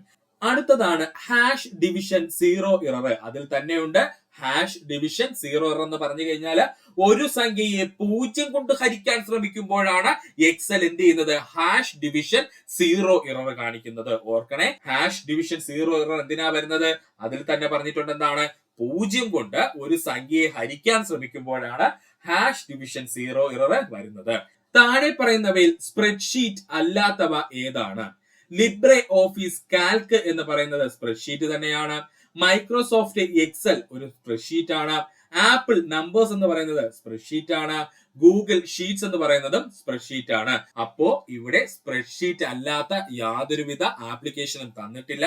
അതുകൊണ്ട് തന്നെ നമ്മുടെ ഓപ്ഷൻ ഡി മുകളിൽ പറഞ്ഞവ ഒന്നുമല്ല എന്നുള്ളതാണ് ശരിയായ ഉത്തരം. അപ്പൊ ചോദ്യം എന്താ പറഞ്ഞിരിക്കുന്നത്? താഴെ പറയുന്നവ സ്പ്രെഡ്ഷീറ്റ് അല്ലാത്തവ ഏതാണെന്നാണ് ചോദിച്ചിരിക്കുന്നത്. ലിബ്രെ ഓഫീസ് കാൽക്ക് എന്ന് പറയുന്നത് സ്പ്രെഡ്ഷീറ്റ് തന്നെയാണ്. മൈക്രോസോഫ്റ്റ് എക്സൽ എന്ന് പറയുന്നത് സ്പ്രെഡ്ഷീറ്റിന് ഉപയോഗിക്കുന്നതാണ്. ആപ്പിൾ നമ്പേഴ്സും സ്പ്രെഡ്ഷീറ്റ് നിർമ്മാണത്തിന് ഉപയോഗിക്കുന്നതാണ്. ഗൂഗിൾ ഷീറ്റ്സും എന്തിന്റെ ഭാഗമാണ്? സ്പ്രെഡ്ഷീറ്റ് നിർമ്മാണത്തിന് ഉപയോഗിക്കുന്നതാണ്. അപ്പൊ ഈ പറഞ്ഞിരിക്കുന്നവയെല്ലാം സ്പ്രെഡ്ഷീറ്റിന് ഉദാഹരണങ്ങൾ ആയതുകൊണ്ട് തന്നെ ഇവിടെ സ്പ്രെഡ്ഷീറ്റിന് ഉദാഹരണം അല്ലാത്തത് എന്നാണ് ചോദിച്ചിരിക്കുന്നത്. അതുകൊണ്ട് ഓപ്ഷൻ ഡി മുകളിൽ പറഞ്ഞവ ഒന്നുമല്ലയാണ് ഇവിടെ ശരി. ഇനി നമുക്ക് നോക്കാനുള്ളത് പ്രധാനപ്പെട്ട സ്പ്രെഡ്ഷീറ്റ് സോഫ്റ്റ്വെയറുകളാണ്. ശ്രദ്ധിക്കുക. പ്രധാനപ്പെട്ട സ്പ്രെഡ്ഷീറ്റ് സോഫ്റ്റ്വെയറുകൾ: Microsoft Excel, Google Sheets, LibreOffice Calc, Apple Numbers, Zoho Sheet, WPS Office spreadsheet. ഓർക്കുക, പ്രധാനപ്പെട്ട സ്പ്രെഡ്ഷീറ്റ് സോഫ്റ്റ്വെയർ ഏതൊക്കെയെന്ന് ചോദിച്ചു കഴിഞ്ഞാൽ Microsoft Excel, Google Sheets, LibreOffice Calc, Apple Numbers, Zoho Sheet, WPS Office spreadsheet എന്നിവയാണ്. Hard disk എന്ന secondary storage device ഒരു magnetic storage ഡിവൈസിന് ഉദാഹരണമാണ്. ഓർത്തോളനെ, ഹാർഡ് ഡിസ്ക് എന്ന സെക്കൻഡറി സ്റ്റോറേജ് ഡിവൈസ് എന്ന് പറയുന്നത് മാഗ്നറ്റിക് സ്റ്റോറേജ് ഡിവൈസുകൾക്ക് ഉദാഹരണമാണ്, അല്ലെങ്കിൽ അതിന്റെ പ്രവർത്തന തത്വം എന്ന് പറയുന്നത് മാഗ്നറ്റിക്സം ഉപയോഗിച്ചിട്ടുള്ളതാണെന്ന് ഓർക്കണം. ഹാർഡ് ഡിസ്കുകളുടെ പ്രധാന തരങ്ങൾ ഏതൊക്കെയെന്ന് ചോദിച്ചാൽ, ഒന്നാണ് HDD അഥവാ ഹാർഡ് ഡിസ്ക് ഡ്രൈവും, മറ്റൊന്നാണ് SSD അഥവാ സോളിഡ് സ്റ്റേറ്റ് ഡ്രൈവും. സിമ്പിൾ ആണ്. ഹാർഡ് ഡിസ്കുകളുടെ പ്രധാന തരങ്ങൾ ചോദിച്ചാൽ പ്രധാനമായിട്ടും രണ്ട് തരത്തിലുള്ള സ്റ്റോറേജ് ഉപകരണമാണ് നമ്മൾ കമ്പ്യൂട്ടറിൽ ഉപയോഗിക്കുന്നത്. ഒന്നെന്താണ് HDD അഥവാ ഹാർഡ് ഡിസ്ക് ഡ്രൈവും, മറ്റൊന്ന് SSD അഥവാ സോളിഡ് സ്റ്റേറ്റ് ഡ്രൈവുമാണ്. ഇപ്പൊ നമ്മൾ കണ്ടെത്തിയ മറ്റൊരു ഡ്രൈവ് ഉണ്ട്, അതാണ് SSHD എന്ന് പറയുന്നത്. അതായത് സോളിഡ് സ്റ്റേറ്റ് ഡ്രൈവിനെയും ഹാർഡ് ഡിസ്ക് ഡ്രൈവിനെയും തമ്മിൽ കമ്പൈൻ ചെയ്തുകൊണ്ട്, അല്ലെങ്കിൽ കൂട്ടിച്ചേർത്തുകൊണ്ട്, അല്ലെങ്കിൽ അവിടെ പോസിറ്റീവായുള്ള കാര്യങ്ങൾ മാത്രം കൂട്ടിച്ചേർത്തുകൊണ്ട് നമ്മൾ നിർമ്മിച്ച പുതിയ തരം ഹാർഡ് ഡിസ്ക് ആണ് SSHD അഥവാ സോളിഡ് സ്റ്റേറ്റ് ഹൈബ്രിഡ് ഡ്രൈവ് എന്ന് അറിയപ്പെടുന്നത് കേട്ടോ. അപ്പോൾ സോളിഡ് സ്റ്റേറ്റ് ഹൈബ്രിഡ് ഡ്രൈവ് എന്തെന്ന് ചോദിച്ചു കഴിഞ്ഞാൽ നൂതനമായി നമ്മൾ കണ്ടെത്തിയ ഒരു സാങ്കേതിക വിദ്യയാണിത്. ഇതിൽ എന്താ ചെയ്തിരിക്കുന്നത്, നമ്മുടെ ഹാർഡ് ഡിസ്കിലും അതുപോലെ തന്നെ SSDയിലുമുള്ള സവിശേഷതകൾ ഒരുമിപ്പിച്ചുകൊണ്ട് പുതിയൊരു ഹാർഡ് ഡിസ്ക് രൂപീകരിച്ചിരിക്കുന്നു. അതിനെയാണ് നമ്മൾ SSHD അഥവാ സോളിഡ് സ്റ്റേറ്റ് ഹൈബ്രിഡ് ഡ്രൈവുകൾ എന്ന് പറയുന്നത്. താഴെ പറയുന്നവയിൽ ഏത് പ്ലാറ്റ്ഫോമാണ് വീഡിയോ കോൺഫറൻസിന് ഉപയോഗിക്കുന്നത്? മൈക്രോസോഫ്റ്റ് ടീംസ് വീഡിയോ കോൺഫറൻസിന് ഉപയോഗിക്കുന്ന പ്ലാറ്റ്ഫോമാണ്. ഗൂഗിൾ മീറ്റ് വീഡിയോ കോൺഫറൻസിന് ഉപയോഗിക്കുന്ന പ്ലാറ്റ്ഫോമാണ്. സൂം എന്ന് പറയുന്നത് നമുക്ക് എല്ലാവർക്കും അറിയാം, വീഡിയോ കോൺഫറൻസിന് ഉപയോഗിക്കുന്ന പ്ലാറ്റ്ഫോം തന്നെയാണ്. എന്നാൽ ഗൂഗിൾ ക്ലൗഡ് എന്ന് പറയുന്നത് ഒരു വീഡിയോ കോൺഫറൻസ് പ്ലാറ്റ്ഫോം അല്ല, അതൊരു ഓൺലൈൻ സ്റ്റോറേജ് പ്ലാറ്റ്ഫോം ആണ് കേട്ടോ. ഒരു ഓൺലൈൻ സ്റ്റോറേജ് പ്ലാറ്റ്ഫോം ആണ് ആര്? ഗൂഗിൾ ക്ലൗഡ് എന്ന് പറയുന്നത്. അപ്പോൾ ഇതിൽ ശരിയായിട്ടുള്ളത് 1, 2, 3 മാത്രമാണ്. So option B is the right answer. ഇനി നമുക്ക് വീഡിയോ കോൺഫറൻസിന് ഉപയോഗിക്കുന്ന പ്രധാനപ്പെട്ട പ്ലാറ്റ്ഫോമുകൾ എന്ന് നോക്കിയാലോ. വീഡിയോ കോൺഫറൻസിന് ഉപയോഗിക്കുന്ന പ്രധാനപ്പെട്ട പ്ലാറ്റ്ഫോമുകൾ: Zoom, Google Meet, Microsoft Teams, Cisco WebEx meeting, Skype, Jitsi Meet, go to meeting. ഓർക്കണേ, വീഡിയോ കോൺഫറൻസ് ഉപയോഗിക്കുന്ന പ്രധാനപ്പെട്ട പ്ലാറ്റ്ഫോമുകൾ ഏതൊക്കെയാ? Zoom, Google Meet, Microsoft Teams, Cisco WebEx meeting, Skype, Jitsi meeting, go to meeting. LAN, വാൻ എന്നിവയെ സംബന്ധിച്ച് ശരിയായത് ഏതെല്ലാമാണ്? Question ഒന്നുകൂടി ആവർത്തിക്കുന്നു.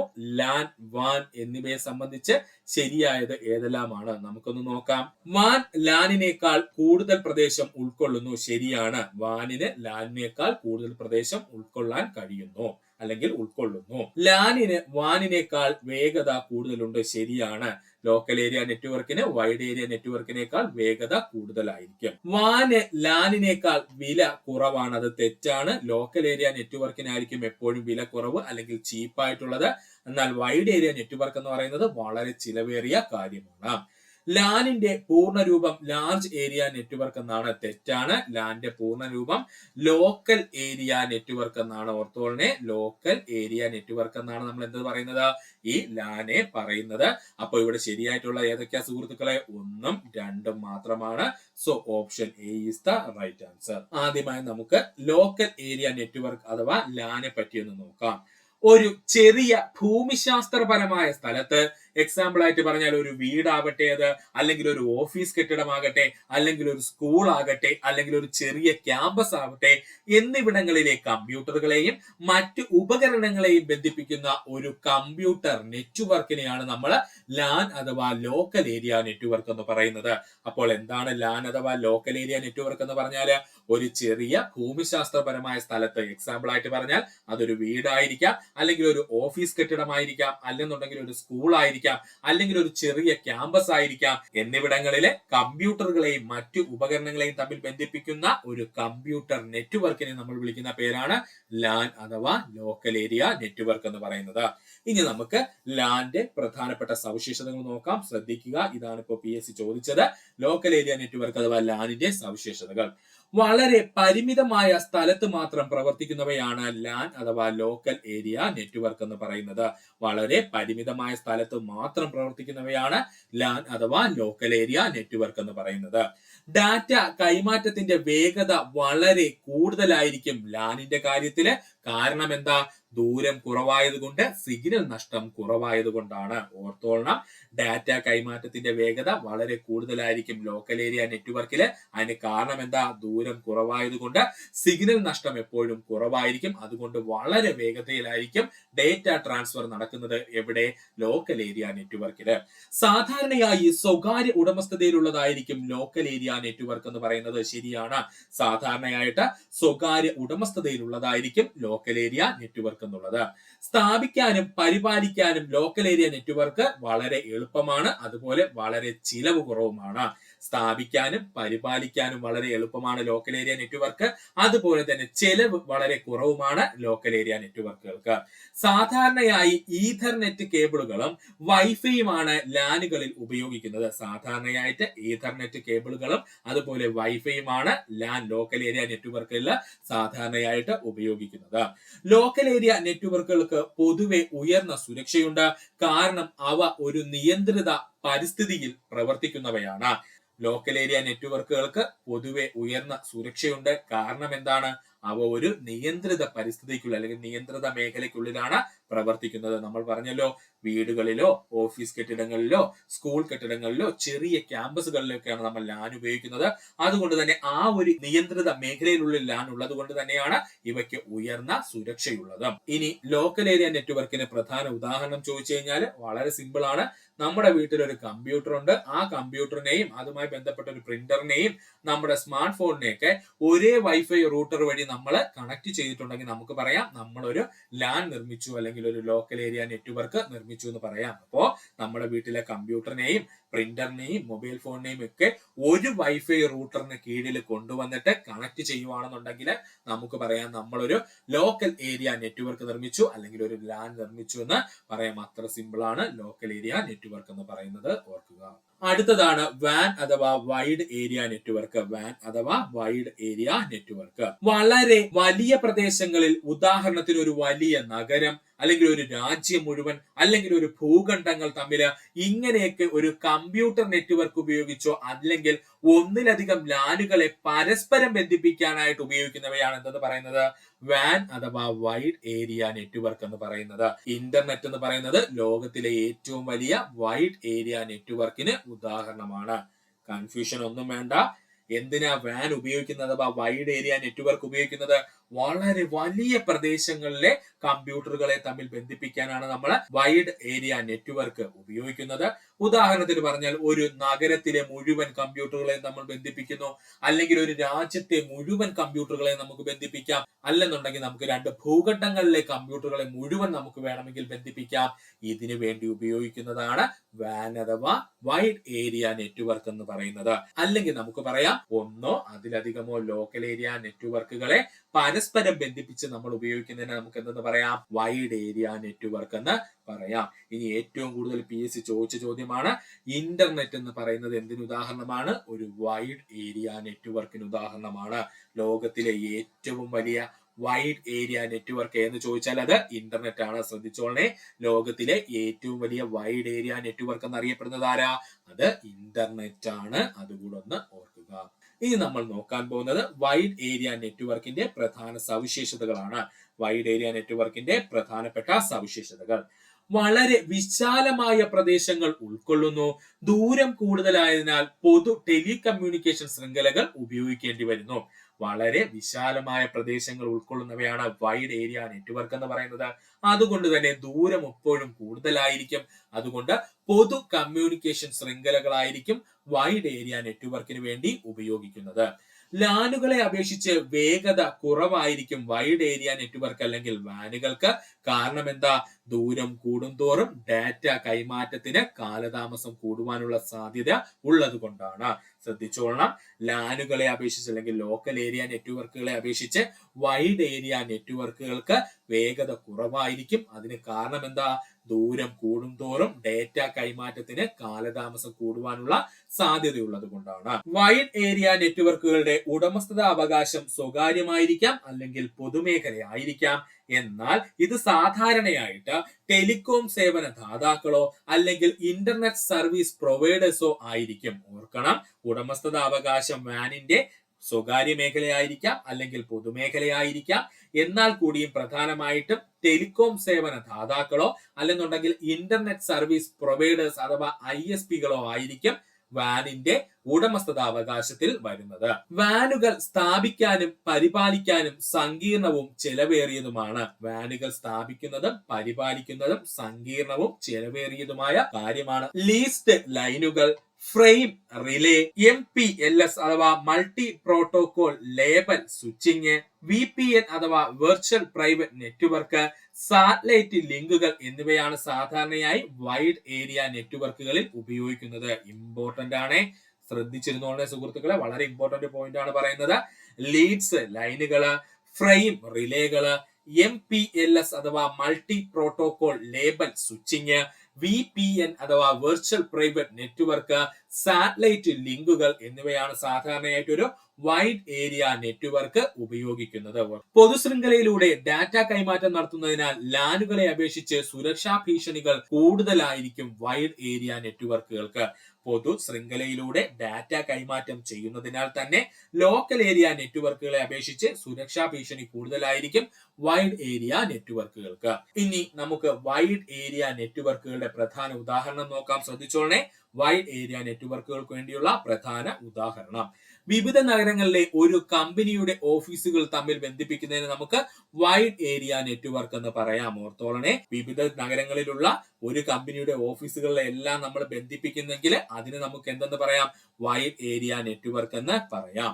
ഒരു രാജ്യത്തുടനീളമുള്ള ബാങ്കുകളുടെ ATM നെറ്റ്വർക്കുകൾ എന്തിനുദാഹരണമാണ്? വൈഡ് ഏരിയ നെറ്റ്വർക്കിന് ഉദാഹരണമാണ്. ഒരു രാജ്യത്തുടനീളമുള്ള ബാങ്കുകളുടെ ATM നെറ്റ്വർക്ക് എന്തിന് ഉദാഹരണമാണ്? വൈഡ് ഏരിയ നെറ്റ്വർക്കിന് ഉദാഹരണമാണ്. ലോകമെമ്പാടുമുള്ള കമ്പ്യൂട്ടറുകളെ തമ്മിൽ ബന്ധിപ്പിക്കുന്ന ഇന്റർനെറ്റ് എന്തിന് ഉദാഹരണമാണ്? വൈഡ് ഏരിയ നെറ്റ്വർക്കിന് ഉദാഹരണമാണ്. ലോകമെമ്പാടുമുള്ള കമ്പ്യൂട്ടറുകളെ തമ്മിൽ ബന്ധിപ്പിക്കുന്ന ഇന്റർനെറ്റ് എന്തിന് ഉദാഹരണമാണ്? വൈഡ് ഏരിയ നെറ്റ്വർക്കിന് ഉദാഹരണമാണ്. താഴെ കൊടുത്തിരിക്കുന്ന പട്ടികയിൽ നിന്നും ശരിയായവ തിരഞ്ഞെടുക്കുക. താഴെ കൊടുത്തിരിക്കുന്ന പട്ടികയിൽ നിന്നും ശരിയായവ തിരഞ്ഞെടുക്കുക. നമുക്ക് നോക്കാം. പ്ലോട്ടർ ഒരു ഇൻപുട്ട് ഡിവൈസ് ആണ്, തെറ്റാണ്. പ്ലോട്ടർ ഒരു ഔട്ട്പുട്ട് ഡിവൈസ് ആണ്. പ്ലോട്ടർ എന്ന് പറയുന്നത് ഒരു ഔട്ട്പുട്ട് ഡിവൈസ് ആണ്. റാം ഒരു വോളറ്റൈൽ മെമ്മറിയാണ്, ശരിയാണ്. റാം എന്ന് പറയുന്നത് ഒരു വോളറ്റൈൽ മെമ്മറിയാണ്. റാൻഡം ആക്സസ് മെമ്മറി എന്ന് പറയുന്നത് ഒരു വോളറ്റൈൽ മെമ്മറി തന്നെയാണ്. ഓപ്പൺ ഓഫീസ് ബേസ് എന്ന് പറയുന്നത് ഡാറ്റാ ബേസ് സോഫ്റ്റ്വെയർ ആണ്, അതും ശരിയാണ്. ഓപ്പൺ ഓഫീസ് ബേസ് എന്ന് പറയുന്നത് ഒരു ഡാറ്റാ ബേസ് സോഫ്റ്റ്വെയർ ആണ്. MICR എന്ന് പറയുന്നത് ഇൻപുട്ട് ഡിവൈസ് ആണ്, ശരിയാണ്. MICR എന്ന് പറഞ്ഞാൽ മാഗ്നറ്റിക് ഇങ്ക് ക്യാരക്ടർ റെക്കഗ്നൈസേഷൻ എന്ന് പറയും. ഓർത്തോളണം, MICR എന്ന് വെച്ചാൽ മാഗ്നറ്റിക് ഇങ്ക് ക്യാരക്ടർ റെക്കഗ്നൈസേഷൻ എന്ന് പറയും. ഇതൊരു ഇൻപുട്ട് ഡിവൈസ് തന്നെയാണ്. മൈക്രോസോഫ്റ്റ് വിൻഡോസ് എന്ന് പറയുന്നത് ആപ്ലിക്കേഷൻ സോഫ്റ്റ്വെയർ അല്ല, അതൊരു ഓപ്പറേറ്റിംഗ് സിസ്റ്റം ആണ്. മൈക്രോസോഫ്റ്റ് വിൻഡോസ് എന്ന് പറയുന്നത് ആപ്ലിക്കേഷൻ സോഫ്റ്റ്വെയർ അല്ല, അതൊരു ഓപ്പറേറ്റിംഗ് സിസ്റ്റം ആണ്. അപ്പൊ ഇവിടെ ശരിയായിട്ടുള്ളത് ഏതൊക്കെയാ സുഹൃത്തുക്കളെ? റാം എന്ന് പറയുന്നത് ഒരു വോളറ്റൈൽ മെമ്മറിയാണ്. ഓപ്പൺ ഓഫീസ് ബേസ് എന്ന് പറയുന്നത് ഡാറ്റാബേസ് സോഫ്റ്റ്വെയർ ആണ്. MICR അഥവാ മാഗ്നറ്റിക് ഇങ്ക് ക്യാരക്ടർ റെക്കഗ്നൈസേഷൻ എന്ന് പറയുന്നത് ഇൻപുട്ട് ഡിവൈസ് ആണ്. അപ്പോ 2, 3, 4 ഇവിടെ ശരിയെന്നുള്ളത്. So option A is the right answer. ചേരുംപടി ചേർക്കുക. നമുക്ക് നോക്കാം. ആദ്യമായി പറഞ്ഞിരിക്കുന്നത് ക്രാക്കിംഗ്. ക്രാക്കിംഗ് എന്ന് പറഞ്ഞാൽ എന്താ സുഹൃത്തുക്കളെ? ദുരുദ്ദേശത്തോടെ കമ്പ്യൂട്ടറിൽ അതിക്രമിച്ചു കയറി അതിലെ വിവരങ്ങൾ നശിപ്പിക്കുന്നതിനാണ് നമ്മൾ എന്തെന്ന് പറയുന്നത്? ക്രാക്കിംഗ് എന്ന് പറയുന്നത്, അല്ലെ? എന്താ ക്രാക്കിംഗ് എന്ന് പറഞ്ഞാല്? ദുരുദ്ദേശത്തോടെ കമ്പ്യൂട്ടറിൽ അതിക്രമിച്ചു കയറി അതിലെ വിവരങ്ങൾ നശിപ്പിക്കുന്നതിനാണ് നമ്മൾ എന്തെന്ന് പറയുന്നത്? ക്രാക്കിംഗ് എന്ന് പറയുന്നത്. സോ 1ന്റെ ഉത്തരം എന്താണ്? ഓപ്ഷൻ D ആണ്. ഇനി രണ്ടാമത്തത് എന്താ ഫിഷിംഗ് എന്ന് പറഞ്ഞു കഴിഞ്ഞാല്? ഫിഷിംഗ് എന്ന് പറഞ്ഞാല് അതീവ സുരക്ഷിത വിവരങ്ങൾ വ്യാജമാർഗത്തിലൂടെ തെറ്റിദ്ധരിപ്പിച്ച് ചോർത്തിയെടുക്കുന്നതിനാണ് നമ്മൾ ഫിഷിംഗ് എന്ന് പറയുന്നത്. എന്താ ഫിഷിംഗ് എന്ന് പറഞ്ഞു കഴിഞ്ഞാല്?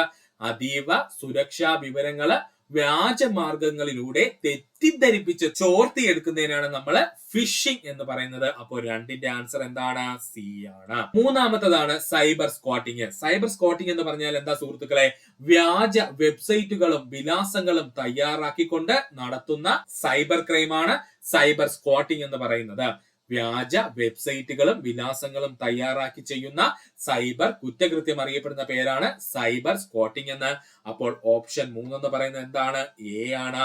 ഇനി സൈബർ ടെററിസം നമ്പർ 4 നമുക്ക് എല്ലാവർക്കും അറിയാം. ദേശീയ സുരക്ഷയ്ക്കെതിരെ സൈബർ സാങ്കേതിക വിദ്യ ഉപയോഗിച്ച് നടത്തുന്ന പ്രവർത്തനം അറിയപ്പെടുന്ന പേരാണ് സൈബർ ടെററിസം എന്ന്. അപ്പോ നമ്പർ 4 സൈബർ ടെററിസം എന്ന് പറഞ്ഞാൽ എന്താ? ദേശ സുരക്ഷയ്ക്കെതിരെ സൈബർ സാങ്കേതിക വിദ്യ ഉപയോഗിച്ച് നടത്തുന്ന പ്രവർത്തനങ്ങളെയാണ് നമ്മൾ സൈബർ ടെററിസം എന്ന പേരിൽ അറിയപ്പെടുന്നത്. അപ്പൊ നമുക്ക് പറയാം 1D 2C 3A 4B എന്നുള്ളതാണ് ഇവിടെ ശരിയായിട്ട് ചേരുപടി ചേർക്കുമ്പോൾ. So option B is the right answer. Private browsing mode ഉപയോഗിക്കുന്നത് എന്തിനാണ്? പ്രൈവറ്റ് ബ്രൗസിംഗ് മോഡ് ഉപയോഗിക്കുന്നത് എന്തിനാ സുഹൃത്തുക്കളെ? ബ്രൗസിംഗ് ചരിത്രം അഥവാ ഹിസ്റ്ററി, കുക്കികൾ എന്നിവ സംഭരിക്കാതിരിക്കാനാണ്. അപ്പോ പ്രൈവറ്റ് ബ്രൗസിംഗ് മോഡ് നമ്മൾ എന്തിനാ ഉപയോഗിക്കുന്നത്? ബ്രൗസിംഗ് ചരിത്രം അല്ലെങ്കിൽ ഹിസ്റ്ററിയും കുക്കികൾ എന്നിവ സംഭരിക്കാതിരിക്കാനാണ്. ഇനി പ്രധാനപ്പെട്ട കുറച്ച് ബ്രൗസിംഗ് മോഡുകൾ നമുക്കൊന്ന് നോക്കിക്കളയാം. വളരെ ഇമ്പോർട്ടന്റ് ആണ്. പ്രധാനമായും നമ്മൾ ഉപയോഗിക്കുന്ന ബ്രൗസിംഗ് മോഡുകൾ. സാധാരണ ബ്രൗസിംഗ് മോഡ് ഇന്റർനെറ്റ് സാധാരണ രീതിയിൽ വെബ്സൈറ്റുകൾ സന്ദർശിക്കാനും വിവരങ്ങൾ തിരയാനും ഉപയോഗിക്കുന്ന മോഡാണ് സാധാരണ ബ്രൗസിംഗ് മോഡ്. അപ്പോൾ നോർമൽ ബ്രൗസിംഗ് മോഡ് അല്ലെങ്കിൽ സാധാരണ ബ്രൗസിംഗ് മോഡ് നമ്മൾ എന്തിനാ ഉപയോഗിക്കുന്നത്? ഇന്റർനെറ്റിൽ സാധാരണ രീതിയിൽ വെബ്സൈറ്റുകൾ സന്ദർശിക്കാനും വിവരങ്ങൾ തിരയുവാനുമാണ്. സ്വകാര്യ ബ്രൗസിംഗ് മോഡ് അല്ലെങ്കിൽ നമ്മൾ പറയും അതിനെ ഇൻകോഗ്നിറ്റോ മോഡ് എന്ന്. ഓപ്ഷനകത്ത് ഇൻകോഗ്നിറ്റോ മോഡ് എന്നായിരിക്കും PSC തന്നിരിക്കുന്നത്. അല്ലെങ്കിൽ ക്വസ്റ്റ്യനിലും ഈ സ്വകാര്യ ബ്രൗസിംഗ് മോഡ് എന്ന് പറയത്തില്ല, പകരം ഇൻകോഗ്നിറ്റോ മോഡ് എന്നായിരിക്കും തന്നിരിക്കുന്നത്. അപ്പോൾ എന്താ ഇൻകോഗ്നിറ്റോ മോഡ് അല്ലെങ്കിൽ സ്വകാര്യ ബ്രൗസിംഗ് മോഡ് എന്ന് പറഞ്ഞാൽ? അതിനകത്ത് തന്നെ ഉണ്ട് നിങ്ങളുടെ ബ്രൗസിംഗ് ആക്ടിവിറ്റികൾ രഹസ്യമാക്കി വെക്കാനും നിങ്ങൾ സന്ദർശിക്കുന്ന വെബ്സൈറ്റുകളുടെ വിവരങ്ങൾ നിങ്ങളുടെ ഉപകരണത്തിൽ അല്ലെങ്കിൽ അത് കമ്പ്യൂട്ടർ ആവട്ടെ ഫോൺ ആവട്ടെ അതിൽ സൂക്ഷിക്കാതിരിക്കാനും ഉപയോഗിക്കുന്ന ബ്രൗസിംഗ് മോഡാണ് എന്ത്? ഇൻകോഗ്നിറ്റോ മോഡ് എന്ന് പറയുന്നത്. അപ്പോ എന്താണ് ഇൻകോഗ്നിറ്റോ മോഡ് അല്ലെങ്കിൽ സ്വകാര്യ ബ്രൗസിംഗ് മോഡ് എന്ന് പറഞ്ഞാൽ? നിങ്ങളുടെ ബ്രൗസിംഗ് ആക്ടിവിറ്റികൾ രഹസ്യമാക്കി വെക്കാനും നിങ്ങൾ സന്ദർശിക്കുന്ന വെബ്സൈറ്റുകളുടെ വിവരങ്ങൾ നിങ്ങളുടെ ഉപകരണത്തിൽ സൂക്ഷിക്കാതിരിക്കാനും വേണ്ടി ഉപയോഗിക്കുന്ന ബ്രൗസിംഗ് മോഡാണ് ഇൻകോഗ്നിറ്റോ മോഡ് അഥവാ സ്വകാര്യ ബ്രൗസിംഗ് മോഡ്. അടുത്തതാണ് റീഡർ മോഡ്. വെബ് പേജുകളിലെ പരസ്യങ്ങൾ, സൈഡ് ബാറുകൾ, അനാവശ്യ ചിത്രങ്ങൾ എന്നിവയെല്ലാം ഒഴിവാക്കി ലേഖനങ്ങളുടെ പ്രധാന ഉള്ളടക്കം മാത്രം ശ്രദ്ധ കേന്ദ്രീകരിച്ച് വായിക്കാൻ സഹായിക്കുന്നതാണ് റീഡ് മോഡ് എന്ന് പറയുന്നത്. അപ്പൊ എന്താ റീഡ് മോഡ് എന്ന് പറഞ്ഞാല്? വെബ് പേജുകളിലെ പരസ്യങ്ങള്, സൈഡ് ബാറുകള്, അനാവശ്യ ചിത്രങ്ങൾ എന്നിവയെല്ലാം ഒഴിവാക്കിക്കൊണ്ട് ലേഖനങ്ങളുടെ പ്രധാന ഉള്ളടക്കം മാത്രം ശ്രദ്ധ കേന്ദ്രീകരിച്ച് വായിക്കാൻ സഹായിക്കുന്നവയാണ് റീഡർ മോഡ് എന്ന് പറയുന്നത്. എന്താ ഫുൾ സ്ക്രീൻ മോഡ് എന്ന് പറയുന്നത്? ബ്രൗസറിന്റെ ടൂൾ ബാറുകൾ, ടാബുകൾ, വിലാസ ബാറുകൾ എന്നിവയെല്ലാം മറച്ച് വെബ് പേജ് പൂർണ്ണമായും സ്ക്രീനിൽ കാണിക്കാൻ സഹായിക്കുന്നതാണ് ഫുൾ സ്ക്രീൻ മോഡ് എന്ന് പറയുന്നത്. ഫുൾ സ്ക്രീൻ മോഡ് എന്ന് പറഞ്ഞാൽ എന്താണ്? ബ്രൗസറിന്റെ ടൂൾ ബാറുകള്, ടാബുകള്, വിലാസ ബാർ എന്നിവയെല്ലാം മറച്ചുകൊണ്ട് ആ വെബ്സൈറ്റിനെ മാത്രം പൂർണ്ണമായും സ്ക്രീനിൽ കാണാൻ സഹായിക്കുന്നവയാണ് ഫുൾ സ്ക്രീൻ മോഡുകൾ എന്ന് പറയുന്നത്. അടുത്തതാണ് ഡാർക്ക് മോഡ് അഥവാ നൈറ്റ് മോഡുകൾ. ഡാർക്ക് മോഡുകൾ അഥവാ നൈറ്റ് മോഡുകൾ കുറഞ്ഞ വെളിച്ചമുള്ള സാഹചര്യങ്ങളിൽ കമ്പ്യൂട്ടർ ഉപയോഗിക്കുമ്പോൾ കണ്ണുകൾക്ക് ആയാസം കുറയ്ക്കാൻ വേണ്ടിയാണ് എന്തുപയോഗിക്കുന്നത്? ഡാർക്ക് മോഡ് അഥവാ നൈറ്റ് മോഡ് ഉപയോഗിക്കുന്നത്. വെളുത്ത പശ്ചാത്തലത്തിന് പകരം ഇരുണ്ട പശ്ചാത്തലത്തിലായിരിക്കും ഉള്ളടക്കം കാണിക്കുന്നത്. അപ്പോൾ ഡാർക്ക് മോഡ് അല്ലെങ്കിൽ നൈറ്റ് മോഡിനകത്ത് എപ്പോഴും വെളുത്ത പശ്ചാത്തലത്തിന് പകരം ഇരുണ്ട പശ്ചാത്തലത്തിലായിരിക്കും ഉള്ളടക്കം കാണിക്കുന്നത്. ശ്രദ്ധിക്കുക. അപ്പോൾ ഡാർക്ക് മോഡ് അല്ലെങ്കിൽ നൈറ്റ് മോഡ് എന്ന് പറഞ്ഞാൽ എന്താ? കുറഞ്ഞ വെളിച്ചമുള്ള സാഹചര്യങ്ങളിൽ കമ്പ്യൂട്ടർ ഉപയോഗിക്കുമ്പോൾ കണ്ണുകൾക്ക് ആയാസം കുറയ്ക്കാൻ വേണ്ടിയാണ് ഡാർക്ക് മോഡ് അഥവാ നൈറ്റ് മോഡ് നമ്മൾ ഉപയോഗിക്കുന്നത്.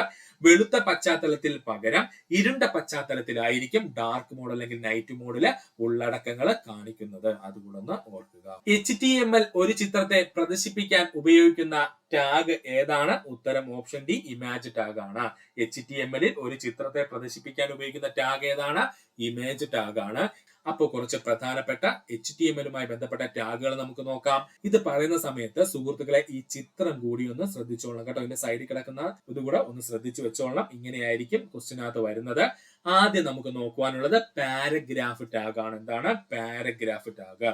കണ്ണികാരൂപത്തിൽ ഉള്ളടക്കം പ്രദർശിപ്പിക്കാൻ ഉപയോഗിക്കുന്ന ടാഗാണ് പാരഗ്രാഫ് ടാഗ്. കണ്ണികാരൂപത്തിൽ ഉള്ളടക്കം പ്രദർശിപ്പിക്കാൻ ഉപയോഗിക്കുന്ന ടാഗ് ഏതാണ്?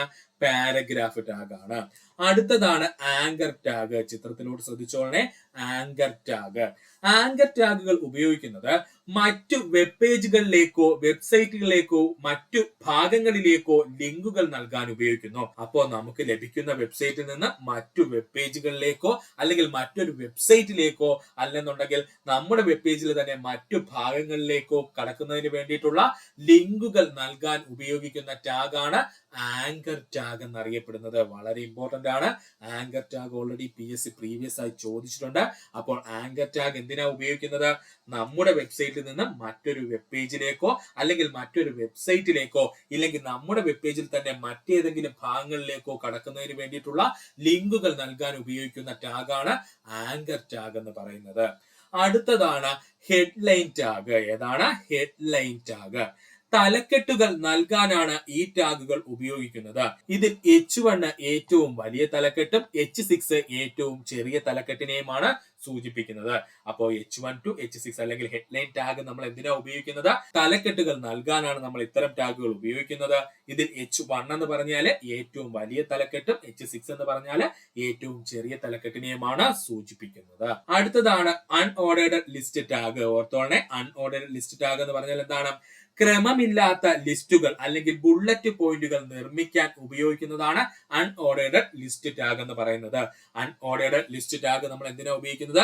ക്രമം ഇല്ലാത്ത ലിസ്റ്റുകൾ അല്ലെങ്കിൽ ബുള്ളറ്റ് പോയിന്റുകൾ നിർമ്മിക്കാൻ ഉപയോഗിക്കുന്നതാണ് അൺഓർഡേർഡ് ലിസ്റ്റ് ടാഗ് എന്ന് പറയുന്നത്. അടുത്തതാണ് ഡിവിഷൻ ടാഗ്. ഡിവിഷൻ ടാഗ് എന്ന് പറഞ്ഞാൽ ഒരു വെബ് പേജിന്റെ വിവിധ ഭാഗങ്ങൾ കൂട്ടിച്ചേർക്കാനും അവയെ CSS ഉപയോഗിച്ച് സ്റ്റൈൽ ചെയ്യാനും ഉപയോഗിക്കുന്നതാണ് ഡിവിഷൻ ടാഗ്. ഓർത്തോളെ, എന്താണ് ഡിവിഷൻ ടാഗ് ഉപയോഗിക്കുന്നതെന്ന് ചോദിച്ചു കഴിഞ്ഞാൽ ഒരു വെബ് പേജിലെ വിവിധ ഭാഗങ്ങൾ കൂട്ടിച്ചേർക്കാനും അവയിൽ CSS ഉപയോഗിച്ച് സ്റ്റൈൽ ചെയ്യുവാനുമാണ് ഇത് ഉപയോഗിക്കുന്നത്.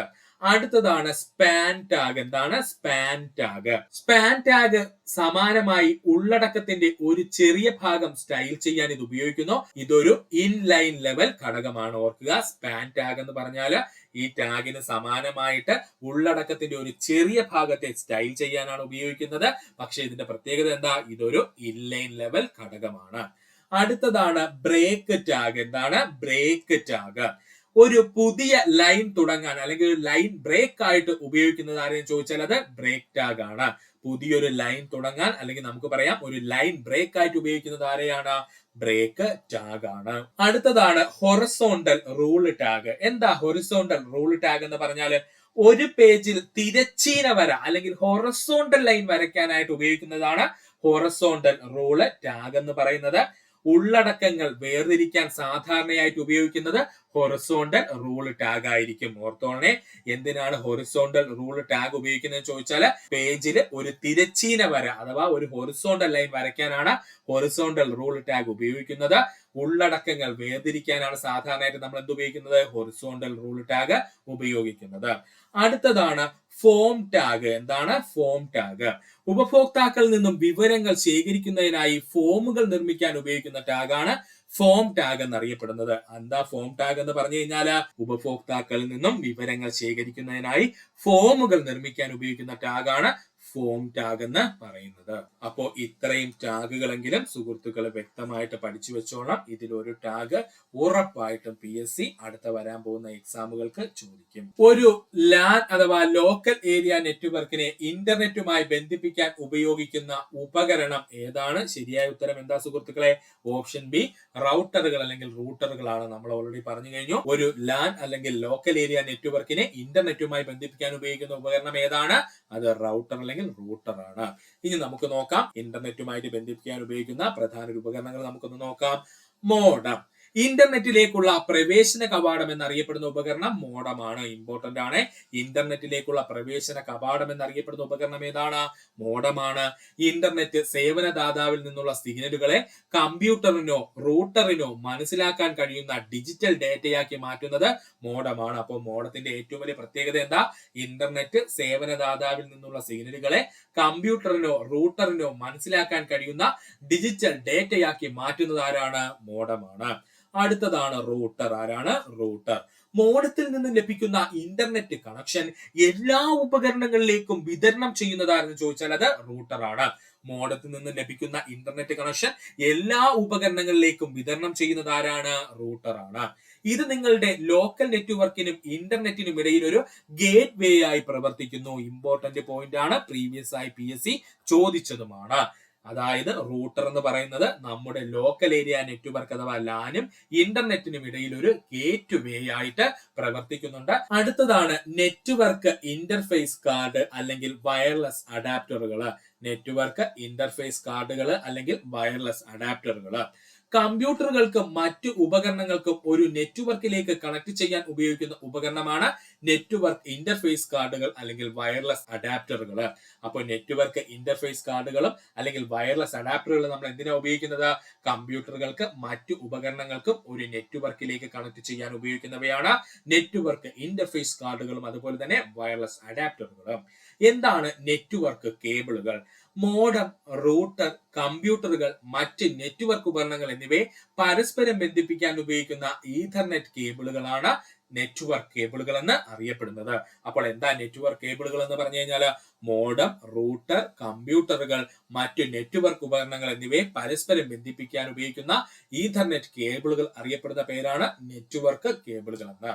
അടുത്തതാണ് സ്വിച്ച്. ഇമ്പോർട്ടന്റ് ആണ്. എന്താണ് സ്വിച്ച്? സ്വിച്ചുകൾ പ്രധാനമായും ഉപയോഗിക്കുന്നത് വലിയ നെറ്റ്വർക്കുകളിലാണ്. ഓർത്തോളെ, വലിയ നെറ്റ്വർക്കുകളിലാണ് നമ്മൾ സ്വിച്ചുകൾ ഉപയോഗിക്കുന്നത്.